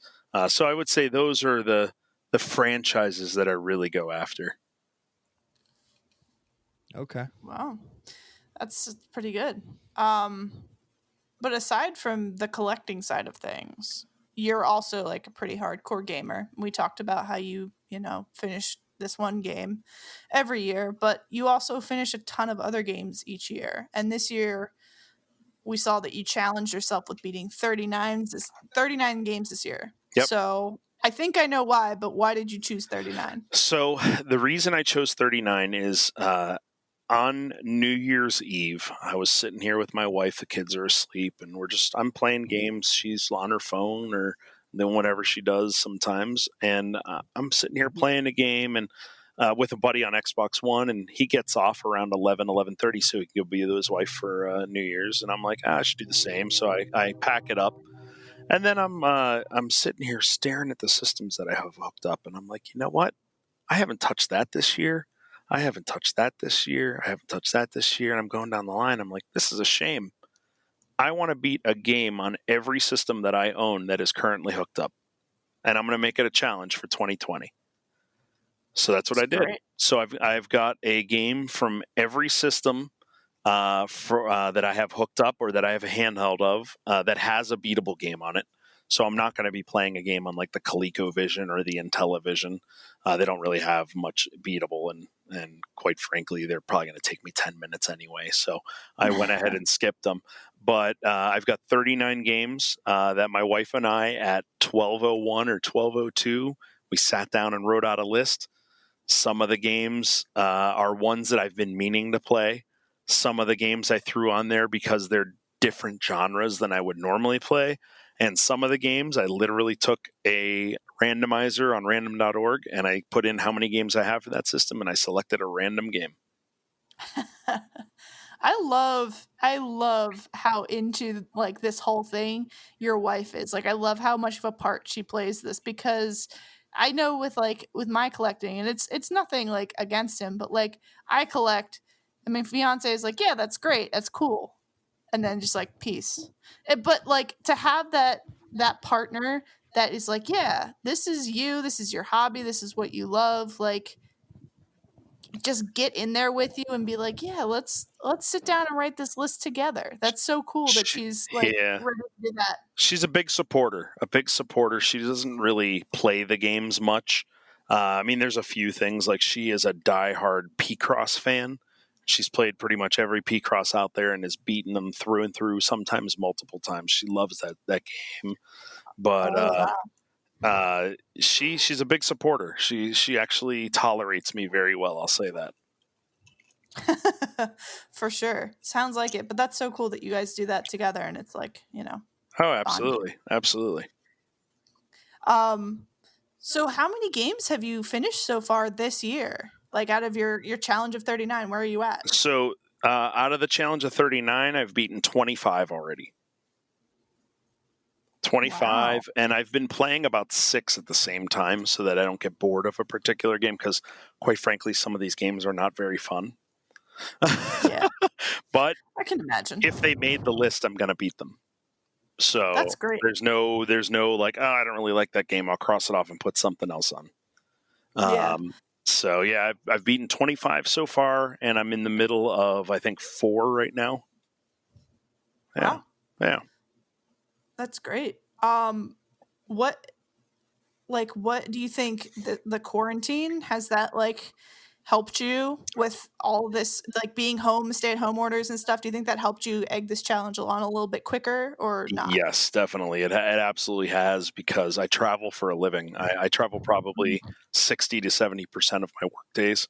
So the fact that I'm not allowed to travel, boy, oh boy, has that really helped to be able to play these console games, especially. And in fact, I've tried to hold off on some of the handheld games in case I do travel later.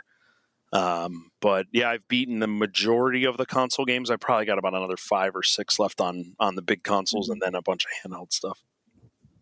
Wow. That's really cool. So do you want to share any of the ones that you're like looking forward to beating at all? Well, how about or you kind of be a secret? Oh, no. I posted the list a long time ago. I have no problem sharing what it is I'm playing. Out of the ones that I still have to play, and you're going to laugh, there's probably only one game system that I hate. Oh. And that's the Nintendo 64. Not a fan of the system. One that a lot of people do. You either love it or you hate it. There's really no middle ground. Yes, and I will admit that I say I hate it, but I haven't played a lot on it. So out of the 10 games that I've played, I've maybe liked 2 or 3 of them. But I am looking forward to playing on the Nintendo 64. I'm looking forward to playing the Kirby and the Crystal Shards.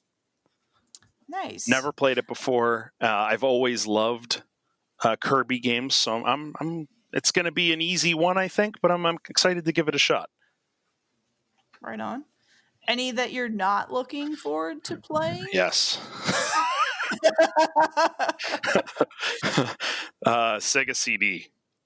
Okay. I'm almost done with it, but it's Yeah. been a slog. I'm playing Dark Oh. Wizard on the Sega CD. I had no idea that it was going to take me 50 hours. Whoa. It is a long game, and it's one of those strategy RPGs, Fire Emblem style, but Whoa. they throw you into the game with zero tutorial. You have to just kind of figure it out yourself. It's not exactly a rock, paper, scissors like the Fire Emblem is. This is just, it's been hard. Wow. That feels really long for a Sega CD game. It I don't know is. if that's accurate because I don't have a Sega CD, nor have I don't think I've even ever played any games on Sega CD. It just feels really long Oh, for that's that. a shame because one of the best games ever made is on the Sega CD. Which one? Lunar. Oh, okay. So, Yeah, no, now it's on other iterations, but yeah, I mean, I've seen, I've obviously seen gameplay and like, things like that of different games on the CD, and that's great. But and I know I think I've probably talked about it before on here, but like, it's just one of those systems. Most of my collection is based off of nostalgia, and I literally never knew anybody with a Sega CD, so I have no need for it, and it's also kind of expensive in a way. It is. Like, it is. And Dark Wizard is one of those games that I actually played when I was a lot younger. My friend had that. He had Lunar, he had Jurassic Park, and he had NBA Jam. Those are the only 4 games he had. And we would play Dark Wizard, but we'd only play the first level because when you go to visit a friend's house, you can only be there for a couple hours or whatever. And we just never got further. We never saved it because he didn't have a backup. He already had a save file for the other 3 games, so he couldn't have a 4th. So we never got further in the game. I played it probably 8 or 9 times. I really thought it was cool. So that's why I put it on the list. Oops. wow. So I'm almost through it. I'm glad I'm going to beat it, but man, I'll never play it again. I'll say that. It's a tough one to get through. Yeah, that sounds like it. I mean, like, honestly, any game that you put 50 hours into and you're not like feeling like you're close to being done, you know what I mean? Like, you had the feeling like I'm getting somewhere or I'm being close to done. It's just like dragging on at 50. It's really frustrating. Yeah. Yep. So, all right. So I think that's probably your least favorite game you've played so far, or was there another one in your challenge? I don't know if it's my least favorite. I mean, probably my least favorite. Let me look here. I'm looking over the list right now. I mean, there's some amazing games on here. There really are. There's, of course, some that I haven't played before, so I don't know if I'm going to like them or not. Least favorite is probably... So, Pac-Man and the Ghostly Adventures 2 on the Wii U was pretty rough. That game was not very good. On the Wii. Oh, yeah. that was the one where they have like all the ghosts on the front, right? Is that? Yeah. It's got really floaty controls. It doesn't make much sense. It's not that great of a game, unfortunately. The other one that I played that was awful was Men in Black 2 on the Game Boy Color. Oh. I don't even know how it was based off of the animated series, I guess. Oh, it's so bad. It was so terrible. Oh, geez. But I beat it in like an hour and a half, so there's that at least. There you go. But some of the games have been real tough, like Doki Doki Panic on the Famicom Disk System. That game took me forever because I had to beat it with all 4 characters. So it's not like the Super Mario 2 where you can beat it with any characters along the way. This, you actually have to beat every level with every character to get the true ending, and that took a long time. Oh, okay. Yeah. So okay. So that's like, all right. Well, kind of an off question is like, I guess is what you're saying a game is complete by just reaching an ending, or are you trying not like? I guess some of these games it's like 100%ing anyway, but like 100%ing them. Yeah. So there's only 2 games I think on my list that you can't beat. Otherwise, once I see the credits, I'm done. The game's over. Okay. I don't like, for instance, on the PS3, I played Batman Arkham City. I could probably play that game for 200 hours and still be looking for things. Right. So I didn't go that far. But there's a couple of games like well, Adventure on the 2600 doesn't have credits per se, so I Right. can beat it, but you really can't show that you beat it. There's Cell Damage for the GameCube. It was a random choice. I've never played it before. It's a I've heard good It's a things. car combat arena game. It's pretty fun, but there's unlockables, but there's no beating the game. So with that one, I decided I have to unlock every character and I have to clock at least 10 hours in the game. Then I'll call it beaten. Okay. And I'm pretty much done with that one as well. I've got maybe another hour and a half to play in that. And then the other one, let's see, what was the other one? There was Neo Geo. I'm playing Baseball Stars 2. Now there's no beating that game because it's just a baseball game. There's no saving your season or anything like that. But I'm actually keeping a paper log of my own season with scores and what have you. And I'm playing a full 162 game season of Baseball Stars. Wow. It's taking me forever, but it's a great game, so I have no problem doing it. You're doing more than the MLB's doing this year. That's right. I think they just announced they're doing 60 games. I was surprised to hear. There's my baseball joke for the episode. There you go. Yeah, finally, they're getting somewhere. Just come on, just sign the paper and let's get going. Yeah, I know. Eventually. So what do you think is like out of the ones that you've done so far? I won't include the ones that you haven't even touched yet. What do you think is your top 3 this year that you've beaten then? PS4 Last of Us Remastered. That game was stellar.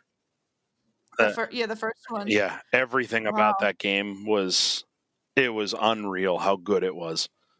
Storytelling, the gameplay itself, the characters, you could connect with them. You actually felt a rush of adrenaline whenever you started to get attacked or something happened in the game. Man, oh man, was that game incredible. I haven't gotten the second one yet because I'm cheap, but I will eventually get it. Yeah, I haven't. That's one game that I have not played, and all I have heard about the first one is really, really stellar reviews, and it's sitting on my shelf. It's in my backlog. It's just, it's never been like, and also I feel like I don't usually gravitate towards the PS4 backlog as much for some reason, but it's just like, and now I feel like with the second one coming out and everybody's talking about it more and more, and like I'm like, oh, I don't care because I haven't played the first one. I was like, maybe I should play the first one. If someone says they don't, if someone says they don't like Last of Us, they don't know video games. In my opinion, that game is stellar. Oh, okay. Hey, there he is. Hey, sorry, I'm back. My wife got pulled over by a cop right outside of our house, and just for speeding, it's fine. But I had to leave for a little bit, so hopefully I didn't miss too much. I'm sure I did. Yeah, but everything. Good. I'm kidding. Yeah, everything's fine. Good. But it a little nerve wracking right now, especially in our situation. Of course, that we're going through in this world, and my wife is Black as well, so she's African American. So yeah. Yeah, everything's fine though, so it's good. Good. So hopefully I didn't miss too much. Are we done with the questions, Callie? Almost. We are talking about the top 3 games that he's beaten so far this year. We were just talking about The Last of Us and how he was saying, it was a great game, and I haven't played it yet. So we were talking about how it's a good game. Is this out of the 39 games that you chose to beat? Okay. Yep. All right, keep going. So if I had to move past Last of Us, the next best game that I think I beat, let me think here. I really, really enjoyed Quackshot on the Genesis. That game was unique enough that it set itself apart from a lot of Genesis games. It was charming. It was funny. And it had really good platforming overall. There's a few times where you're like, come on, I hit that jump. But otherwise, it was a really well-made game. Really did a good job with that. I was very happy to play that one. And then I think the last one, the third, well, it's hard to say. I've beaten Dragon Warrior 3 so many times, so I don't know if I can count that one as the top 3. It's a great game if you've never played it. I'll count it. It's fine. Yeah, so I guess I would say Dragon Warrior 3 then. That game's just stellar. So with collecting and all that you have done for the decades of collecting, what's your end goal with all this? Do you have an That, end goal? I actually spent some time with John Hancock last year. And when we were walking around a convention, he said that exact question to me. He's like, "What's your end goal?" Obviously, I know what his end goal is. His end goal is to open his own museum, make it a lucrative venture, so that he can stop his work and focus on just video games, what he really loves. Though he loves teaching. Teaching is a huge passion of his. He really wants to focus his life on video games and the preservation of video games. And not to follow suit, but I'm in that same road. I would love to eventually, not necessarily a museum, but maybe like in Philadelphia, like a Please Touch Me museum. I want to get these games into people's hands. I want people to play them. I want people to enjoy them. They shouldn't be behind glass.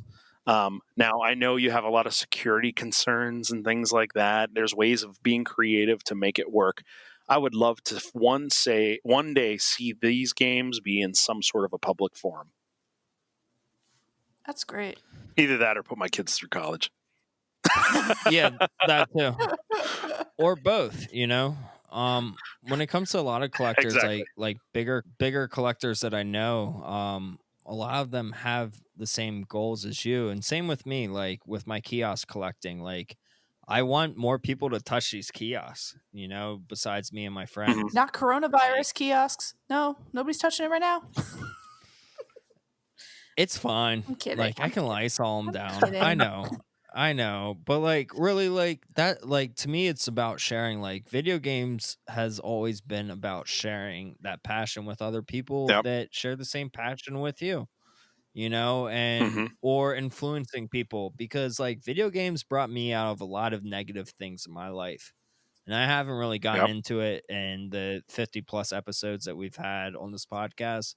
But like one thing that video games has done for me twice is A, quit cigarettes, and then B, quit vaping, 2 different times in my life, like a decade apart. But like, if it wasn't for video games, like I don't know if I would have been able to quit both those things. Like, so yeah, and there's a reason video game systems aren't made with one controller port. Yeah, there's a reason video games aren't made with one controller port. They're meant to be shared. That's the whole thing. They're meant to be played together. One last question for you, Ken, would be, what's an item that's been eluding your collection that you've been wanting to get? Not necessarily video game related, unless it is, like not necessarily a video game, more so. Like it could be like a sign or whatever, but something that you've been seeing that you've wanted to get but just haven't yet. There's one thing that I should have gotten a long time ago that they have skyrocketed in price to the point that I cannot justify it any longer. And unfortunately, it's a Super Bright, World of Nintendo Super Bright. I should have picked them up when they were a lot cheaper. It's the big World of Nintendo signs that have the fiber optics in them. Oh, yeah. Yep. Those beautiful, beautiful signs. If there's a person's collection that deserves to have a Super Bright in it, that's my collection, and I don't own one, and it makes me sad. Yeah, it's true. Well, you know what they say is if you speak it to the universe, it becomes a real thing. So hopefully, you speaking out what you need, it falls into your lap somehow soon. And even more so if you speak it to the Precisely verse. It definitely becomes a thing. You have to wait a little bit, but yeah, eventually it does become a thing. Because I was always talking about a GameCube kiosk, and I finally got a GameCube kiosk because of it. So it's true. Yeah. Very cool. Very cool. Yeah, one of these days I'll find one. I think you will. And hopefully not for that much, or hopefully you can just trade for it, because that's like really where it comes down to, Yeah. And that's unfortunately one of the rules that I made a long time ago is I do not trade out of my collection.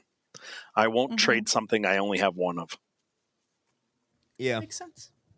Kelly, Mhm. did you touch on? I know I missed like probably half an hour of the show, but did you touch on like where Mez is like able to store all these video games? No, we can touch on that right now, though, if we would like to. Yeah, where do you have room for Yeah. all this stuff? So I've got about a 1,300 square foot basement. Okay. I do pretty good job of keeping it contained to my basement. I don't let them really migrate out of this area. I am Yeah. kind of like one of my favorite series, Tetris. I'm really good at organizing. I've done a really good job of making the most use of the space that I have. So I've gotten a lot of shelving. I've made a lot of shelving. I've done a pretty decent job of getting it set up the way that it needs.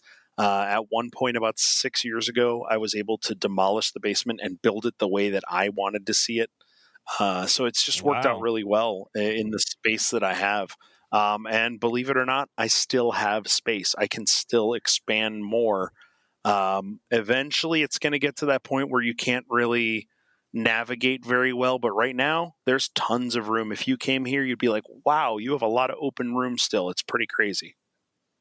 As somebody who is demolishing their basement and renovating it right now, mad Yeah. props. Mad props. Yeah. Yeah. Yeah, it's pretty crazy. Tape is your friend. Make sure you tape out your floor so you can see exactly what the walls are going to look like. Yeah, we're putting ceiling in right now. We've got walls. The problem was taking down walls. So it's coming along. It'll get there eventually. We'll see. I had one guy build my basement by himself. He did it in about 2 weeks. He did my entire basement walls. He plumbed a bathroom. He did all the electrical, all kinds of crazy stuff. He did such a fantastic job. And the craziest part is my wife and I were talking yesterday, right where my systems are plugged in. I've got 9 outlets. So I've got 18 plugs where my systems are plugged in. And we can't wait to the day that we actually move and people are going to be like, what in the hell did they have down here with all these outlets sitting on this wall? Oh my god. Amazing. Yeah. Pretty wacky. You know what though? Like you might be able to sell your house like for more money as a collector's house. Like, hey, this is set up for a collector. Very Because possibly. everyone seems to be a collector now. There's a lot of people you look in, especially in Pennsylvania. There's not houses like this that have a space like this that can be used for a collection of this size. So this is a great piece. God help me if I ever have to move. I don't want to move. But someday I know it's going to happen. We're going to have to retire and downsize and all that fun stuff. But this is the perfect space for not only video games, not only a collection of sorts, but just functionality of games, billiards, whatever you want. There's plenty of room for anything down here. Yeah, you have an amazing collection, Ken, and I appreciate it. Well, thank you. I appreciate looking at it. One thing I wanted to mention is I don't know if you are still doing it. I don't think you have done it in a while, but you used to do these zoomed up Nintendo cartridges or Nintendo box pictures, and you're like, That was guess fun. the game. Yeah, that was a lot of like fun. Very zoomed in pictures. Yeah. Yep. I did that for about. What do you call those? What did I call it? I can't remember what it was called. NES Box Art Challenge, I think is what I called it. But I did, I think 310 days of those in a row. It was a 310 days, I think. But it got to the point where people just stopped guessing, and it wasn't any fun for me anymore. People would try to Google it as quickly as they could, and if somebody guessed it, then it was over, and it started to not be fun. So I said, let's call it a day. That's fair. All right. So I wanted to ask, could you do it with Super Nintendo? Because I feel like I could do it a lot better if it was Super Nintendo. I don't know. I don't know Nintendo at all. You don't know any Nintendo? That's a shame. I know certain Nintendo games, but I don't collect Nintendo. Like I was born 1988, so So the problem with doing Super Nintendo is that I only do card only on Super Nintendo, so I don't have the boxes to be able to do that, unfortunately. So Nintendo 64, I could do it, but those box art are crap compared to Nintendo, so why bother? you could try though. It's fun. Yeah, maybe one of these N64 days. boxes would work. Yeah, I mean, zoomed in N64 boxes might work well. Who knows? Yeah, maybe. Maybe we'll get some of those younger people in on it. Some of those eats. Yeah. Yeah, Either who way, I knows? wanted to. We haven't done this in a while, but I wanted to talk about games that we recently bought because I've bought a lot in the past like month, and I'm sure you have too, Ken, and I'm sure you have as well, Kelly. Mm-hmm. Do you guys want to talk about games that you bought recently? Oh yeah. Of course. I'll talk about any game. I don't care what it is.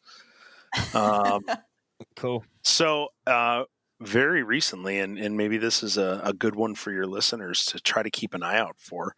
I recently realized I was missing a Nintendo DS game in my collection. Oh. And that was a bad thing because I had a full set according to what I thought. And then I found out, here's another one of those 6,000 print run games that is nearly impossible to find. It was only released in the Northeast and Canada region. That's pretty much all it ever hit. Wow. And I recently got 2 copies of it. One of them for me and one for another local friend that's going for a complete DS set. There have only been, I think, 3 copies that have sold on eBay in the past, I don't know, year and a half. Very hard to find. But it's called Jumpstart Legend of Lost Island. If you ever get a chance, try to look for it. Like the Jumpstart series, like the preschool series? You got it. Yep. That's exactly Holy what it is. cow. I used to play those on the computer. Yeah, it's a really obscure game that did not see a lot of love for obvious reasons. So I'm glad I got it. So my DS game collection is now again complete. That's funny. So yeah, I picked that up. I don't know. As far as good games, I finally got myself a copy of Owlboy for the Switch. So an ESCO game. Dude, such a good game. I've been waiting to play it. I beat that. Yeah. And I got a copy of Beast Simulator for the Switch. That one's going to be a lot of fun. Haven't heard of that. And then I've been playing a lot of Xbox One with a buddy of mine. We have Game Pass, so we get a lot of those digital things. What a great deal, by the way, Game Pass. Holy crap. Mm-hmm. Yeah. Oh, it's especially. Have you played the new Ori? I did. I beat that all the way through the Wisps. That was a great game. Beautiful, just stunning graphics and a touching story. Yep. That was amazing. Yeah. Great game. Wow. Nice. And now I'm starting to get into that mode where I'm able to share games with my kids, which is awesome. I'm able to beat games with my son. I'm playing Animal Crossing, my own island with my daughter. My daughter's playing as well on her own Switch, and we can visit each other's island. Just to see the look in her eyes when she brings me to her island and shows me all of her new stuff. And it's a magical feeling. It really is. That's amazing. That's beautiful. So cool. How old is she? She's 11. That's beautiful. And that's the only game she'll play nowadays. Okay, so there's not much. It's the only game that Kelly plays. Okay, there it is. Yeah, I was gonna say there's not much difference. Just kidding. I've been playing other stuff about. Rude. So what have you guys picked up recently? Bo, do you want to go or do you want me to go? You go. I have a lot. Oh, okay. I'll just do I'll do a highlight reel. I picked up actually yesterday. Yes. I got the SpongeBob Battle for Bikini Bottom Rehydrated. Oh, nice. So I know that I've said it before. I'm a huge platformer fan. Bo, you're a huge platformer fan. This is a quintessential platformer, essentially, that came out on the PS2, GameCube, Xbox era, and it really, I mean, it's SpongeBob, which I love SpongeBob. I'm gonna be real with you. I love SpongeBob. That was a show I grew up on. It was the beginnings of it. I just loved it growing up. So I love SpongeBob, and it was such a good like platformer game that came out then, and it really was so different from all these other SpongeBob games that were coming out at the same time. So it kind of got like this weird cult following. So they decided to re-release it in 4K. It's on Unreal Engine for Wow. Switch, PC, Xbox One, and PS4. So I picked it up for the Switch, and I mean, the original copy is going for like $30 anyway, and you can buy it new Yeah. for the Switch for $30. So it's really a deal if you think about it that way. I think I just sold the PS2 Mhm. copy, just disc only for $15 to $20. Wow. Yep, 100%. Yeah. Yep, I'm gonna that's where it's at. I'm gonna get some hate for saying this, but I've never played a SpongeBob game, and I've never seen an episode of SpongeBob. Well, I've seen an episode of SpongeBob for sure, but I've never played any SpongeBob I games. had a SpongeBob game on Game Boy Color growing up. It was called like the Golden Spatula or something like that. It was a really, I mean, I was a kid, but I would love that game a lot. And so it kind of feels like a similar vibe. I feel like I'm a kid and I'm playing my SpongeBob game and, you know, whatever, but it's a really great, you know, so basically you're the Bikini Bottom city is under attack from these robots, and you have to save everybody. So you're jumping around, you're collecting things, you're going through levels, and it's almost like an open world kind of vibe to it in the sense of like it was on the PS2, an open world, like Is it there are 3D? levels. Yes. Okay. So it's really cool. And the other thing was that they released things with the rehydrated version that weren't released with the original version. So there's new content in there somewhere, and I'm not really sure where because I don't think I ever beat it on the PS2. How about But calling it the rehydrated edition? What a great idea! right? I know. It's a sponge. I love it. That's fantastic. I know. So good. Mhm. So I was playing that last night when I went to bed. I was laying in bed playing. It was just such a great time to just sit there and be like, I'm just chilling out and playing SpongeBob and watching X-Files or whatever. You know, it was just a good time. So X-Files, eh? yeah, I love X-Files. But Yeah, so I nice. got that. And then the other thing, well, I'll tie into it's technically I'll talk about two pickups, and one isn't a video game. I ordered my wedding dress the other day. Oh, congratulations! Whoa. Thank you. Whoa. I literally have done nothing else but order this wedding dress. So Do you have a that's place all where right. Bo can draw a little Mario on it? I'm wearing my Princess No. Peach shoes. There you go. So There it'll you be go. fine. The bottoms say game over. I literally have to. I feel morally obligated. No, so I ordered this, and it's so our wedding vision is very non-traditional. So it's not a white dress. It's not a wedding dress in any sense of the word. It's just a nice dress. And Yeah. so I ordered it, and I was like, man, you know, it's going to get here and I'll try it on, which I did today. It fits, but you know, like you definitely can lose a couple pounds and get yourself looking good, even though you have no idea when you're getting married yet.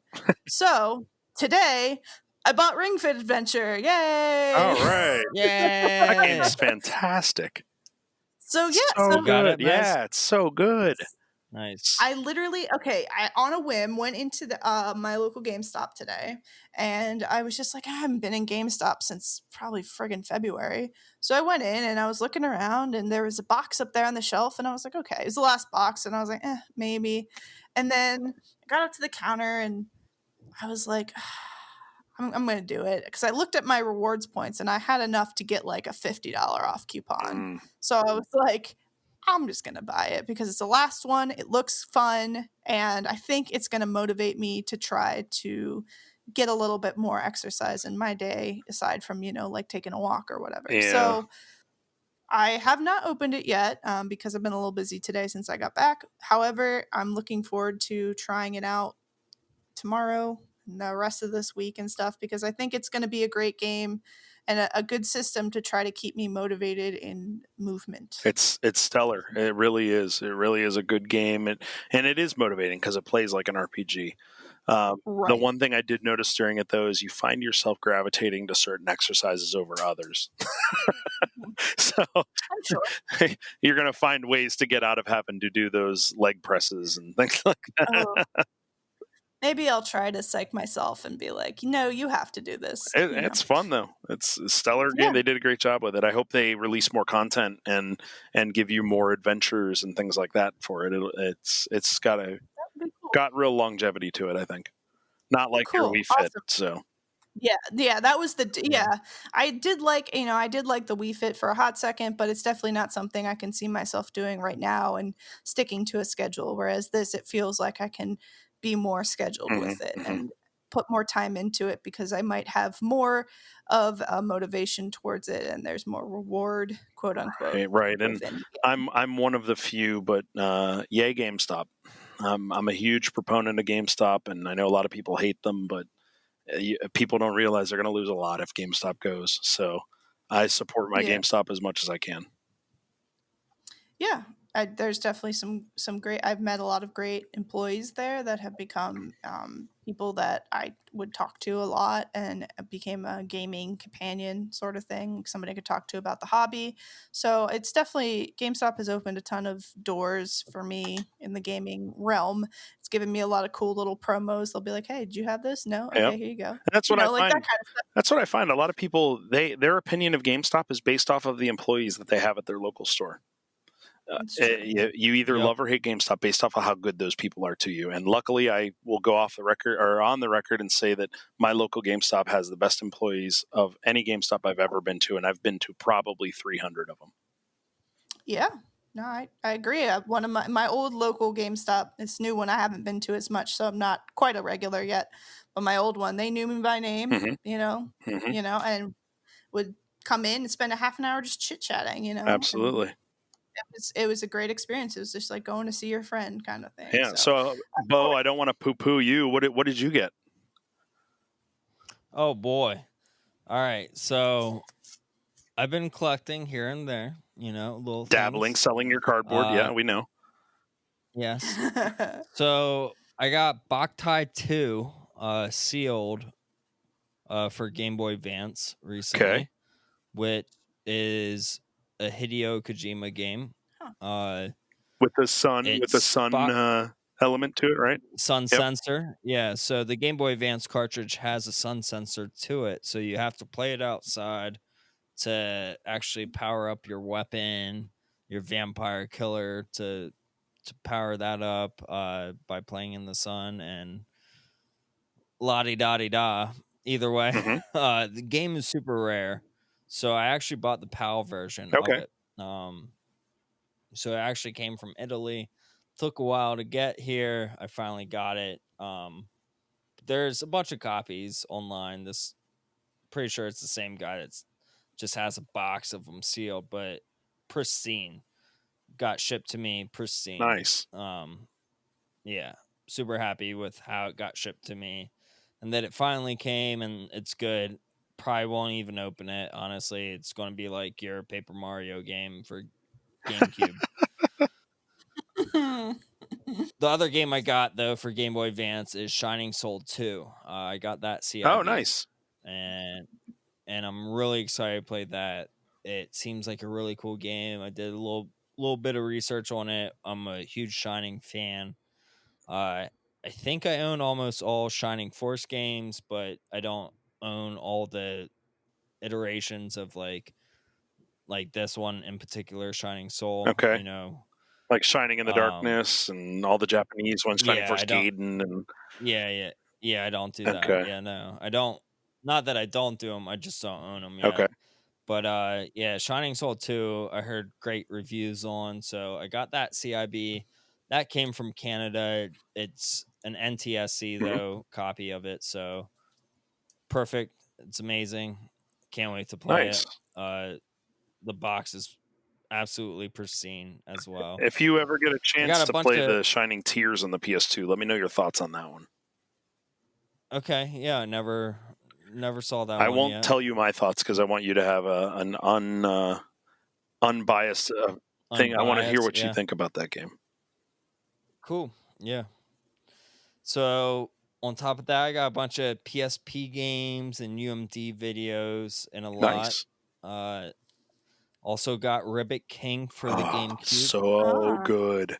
That game is so good. No one knows about it too. It's one of those people would lump that into shovelware. It's so good. Yeah. I don't think that people would lump it into shovelware. Well, Like it's people who don't it's know. an expensive game.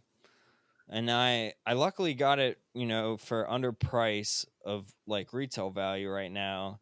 And now it's worth like $30-$40 more than what I've spent. And you know on why it. it's so popular now is because of YouTube. But back in the day, you see a game called Ribbit King, you move past it. But it's really a stellar game. What's better than shot putting frogs? Come on. Yeah, I guess so. You I should don't try it. I'm gonna try it on my GameCube kiosk, honestly. Nice. And then he's gonna go out back and find some frogs in real life. No, I'm just kidding. I also got Xenoblade Chronicles for the Switch, the remake, the remaster. Okay, of it. cool. Yeah. There's another 50 hours. I have not opened that up yet. I mean, the last one on the Switch, the original, not the original, but Xenoblade Chronicles 2 on the Switch took me, I think, like 150 hours to complete. Wow. Yeah, insane amount. Yeah. So I'm not ready to play that, but I wanted to own it. I'm ready to play it, but not until I'm ready to play other things and finish the them. age old problem for gamers. Yep. Yeah, exactly. I also got a Zelda DS. So this is a DS Lite with the Zelda gold one? symbols on it. Gold one. Yeah. Yeah. Nice. Yep. I got that with the Phantom Hourglass game cart and end box that says not for resale. So like it came in a big package. Cool. But I didn't get the whole package with it, but I got that. I was like, I got this, Kelly, actually, after we had our interview with Greg, Game Changer Mods, when he said the DS Lite was his favorite system. And he had his reasons why, because it plays Game Boy Advance games, it plays DS games. Like, you know what? I need a DS Lite myself. Dude, they are so great. I love a DS Lite. Yeah. That's something I grew up, and my sister got one, and I grew up playing some of that, and it really is a fantastic system. Absolutely. I have a really cool promo item for the Phantom Hourglass. It's a stylus that looks like it's a clear feather stylus. Oh, wow. It's really beautiful. It was a Club Nintendo thing. Pretty hard to find nowadays. Yeah, I bet. So yeah, I got that just because I didn't have a DS Lite. I have DSs, or I have a DS, but I didn't have a DS Lite, and I did a little research. I'm like, what's a good DS Lite? Like, not a good DS Lite, but like a rare DS Lite that might go up in price, and Zelda one is sort of rare, so I got that for a good price with the Phantom do like that Hourglass. one. I just got a DS Lite variants actually, and my mother passed away about a month ago, unfortunately, and I got she had a gift from us a long time ago. It was a Susan B. Komen DS Lite that has the pink ribbon on it, and she kept it all these years, even though she probably played it 4 times. And that's I awesome, saw that. man. I was like, that's got to come home with me. That's got to be part of the collection. And I'm so excited. I have a friend that has an extra box for it. He's going to send me.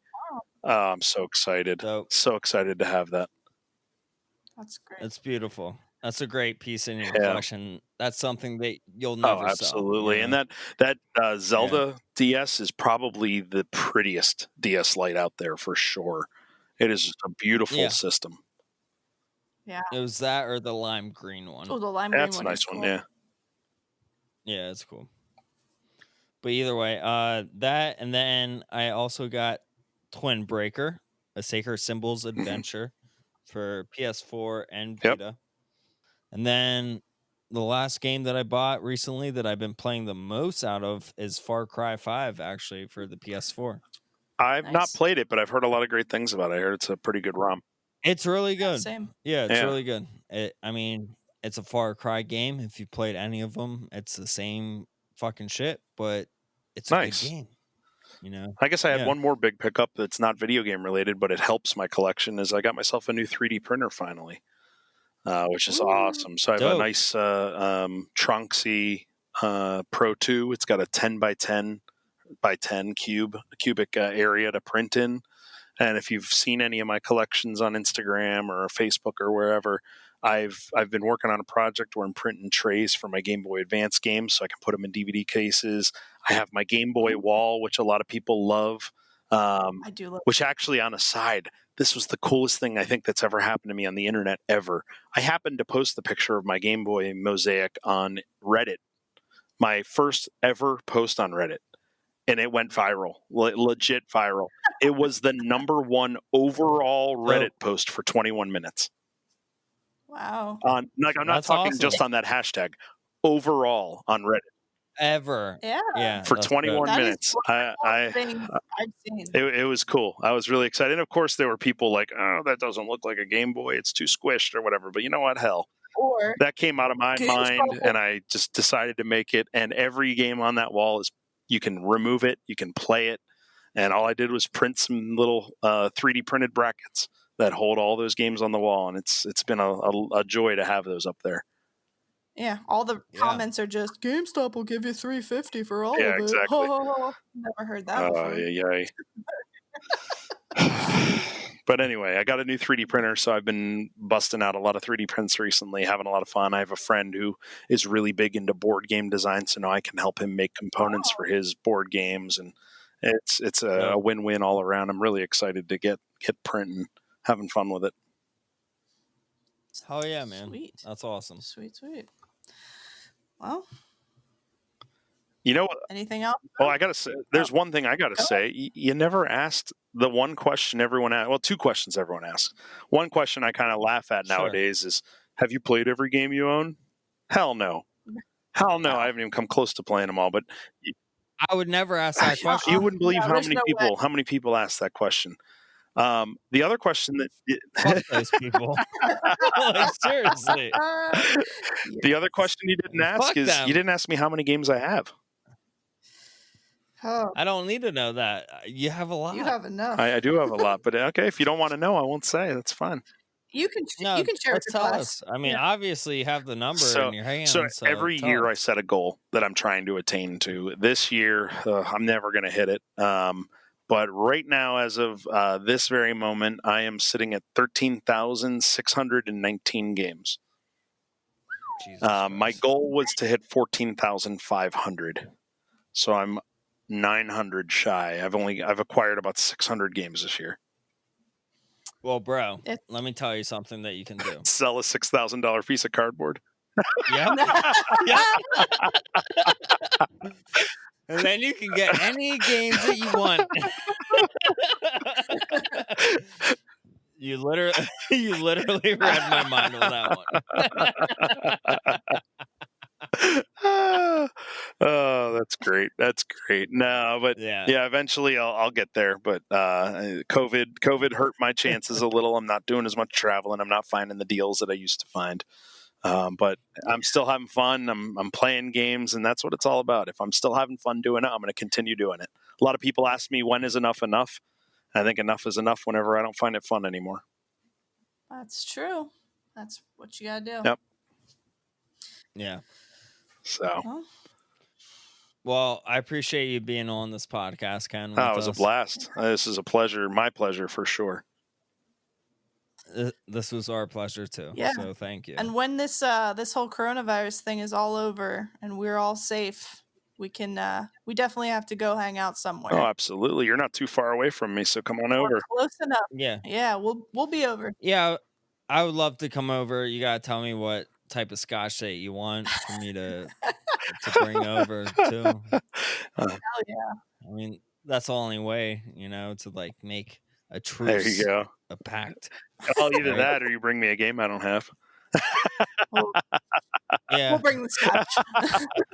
we'll bring the scotch, right? That'll probably be easier. Oh, For that's sure. great. That's great. Yeah. But yeah, thanks for coming over and hanging out with us on Precisely.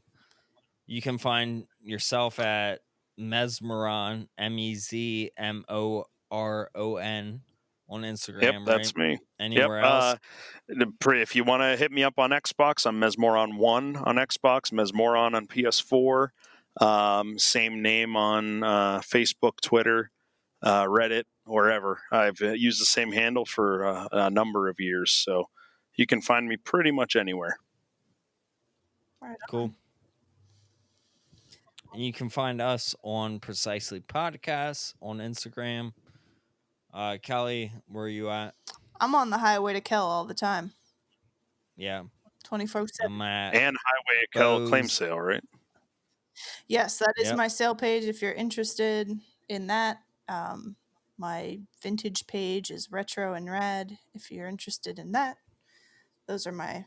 A lot of cool stuff on Retro and Rad, by the way. Thank you. I'm trying. I've bought a bunch of cool Nice. stuff. Yeah, I'm trying. I still need to pick up some of those video games that I bought from you. Yeah, I just got Tyler his the other day, so I got to get you yours, and I got to get you some beer too. So maybe I'll stop over and make a porch drop.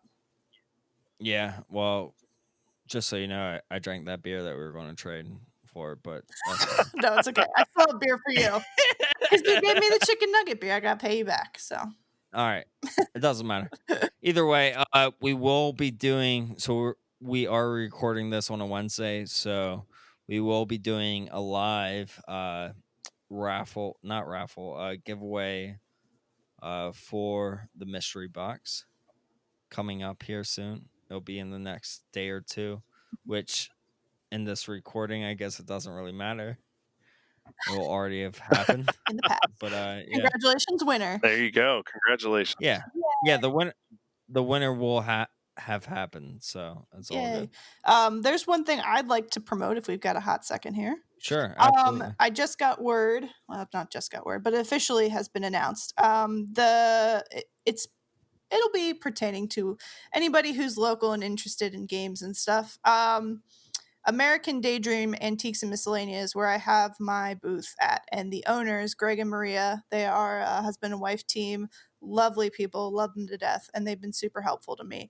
They are having an after-hours party to celebrate just being cool and having a good time. Mhm. So Friday, July 17th from 6 to 9 p.m. If you are local to Central Pennsylvania, it is in York.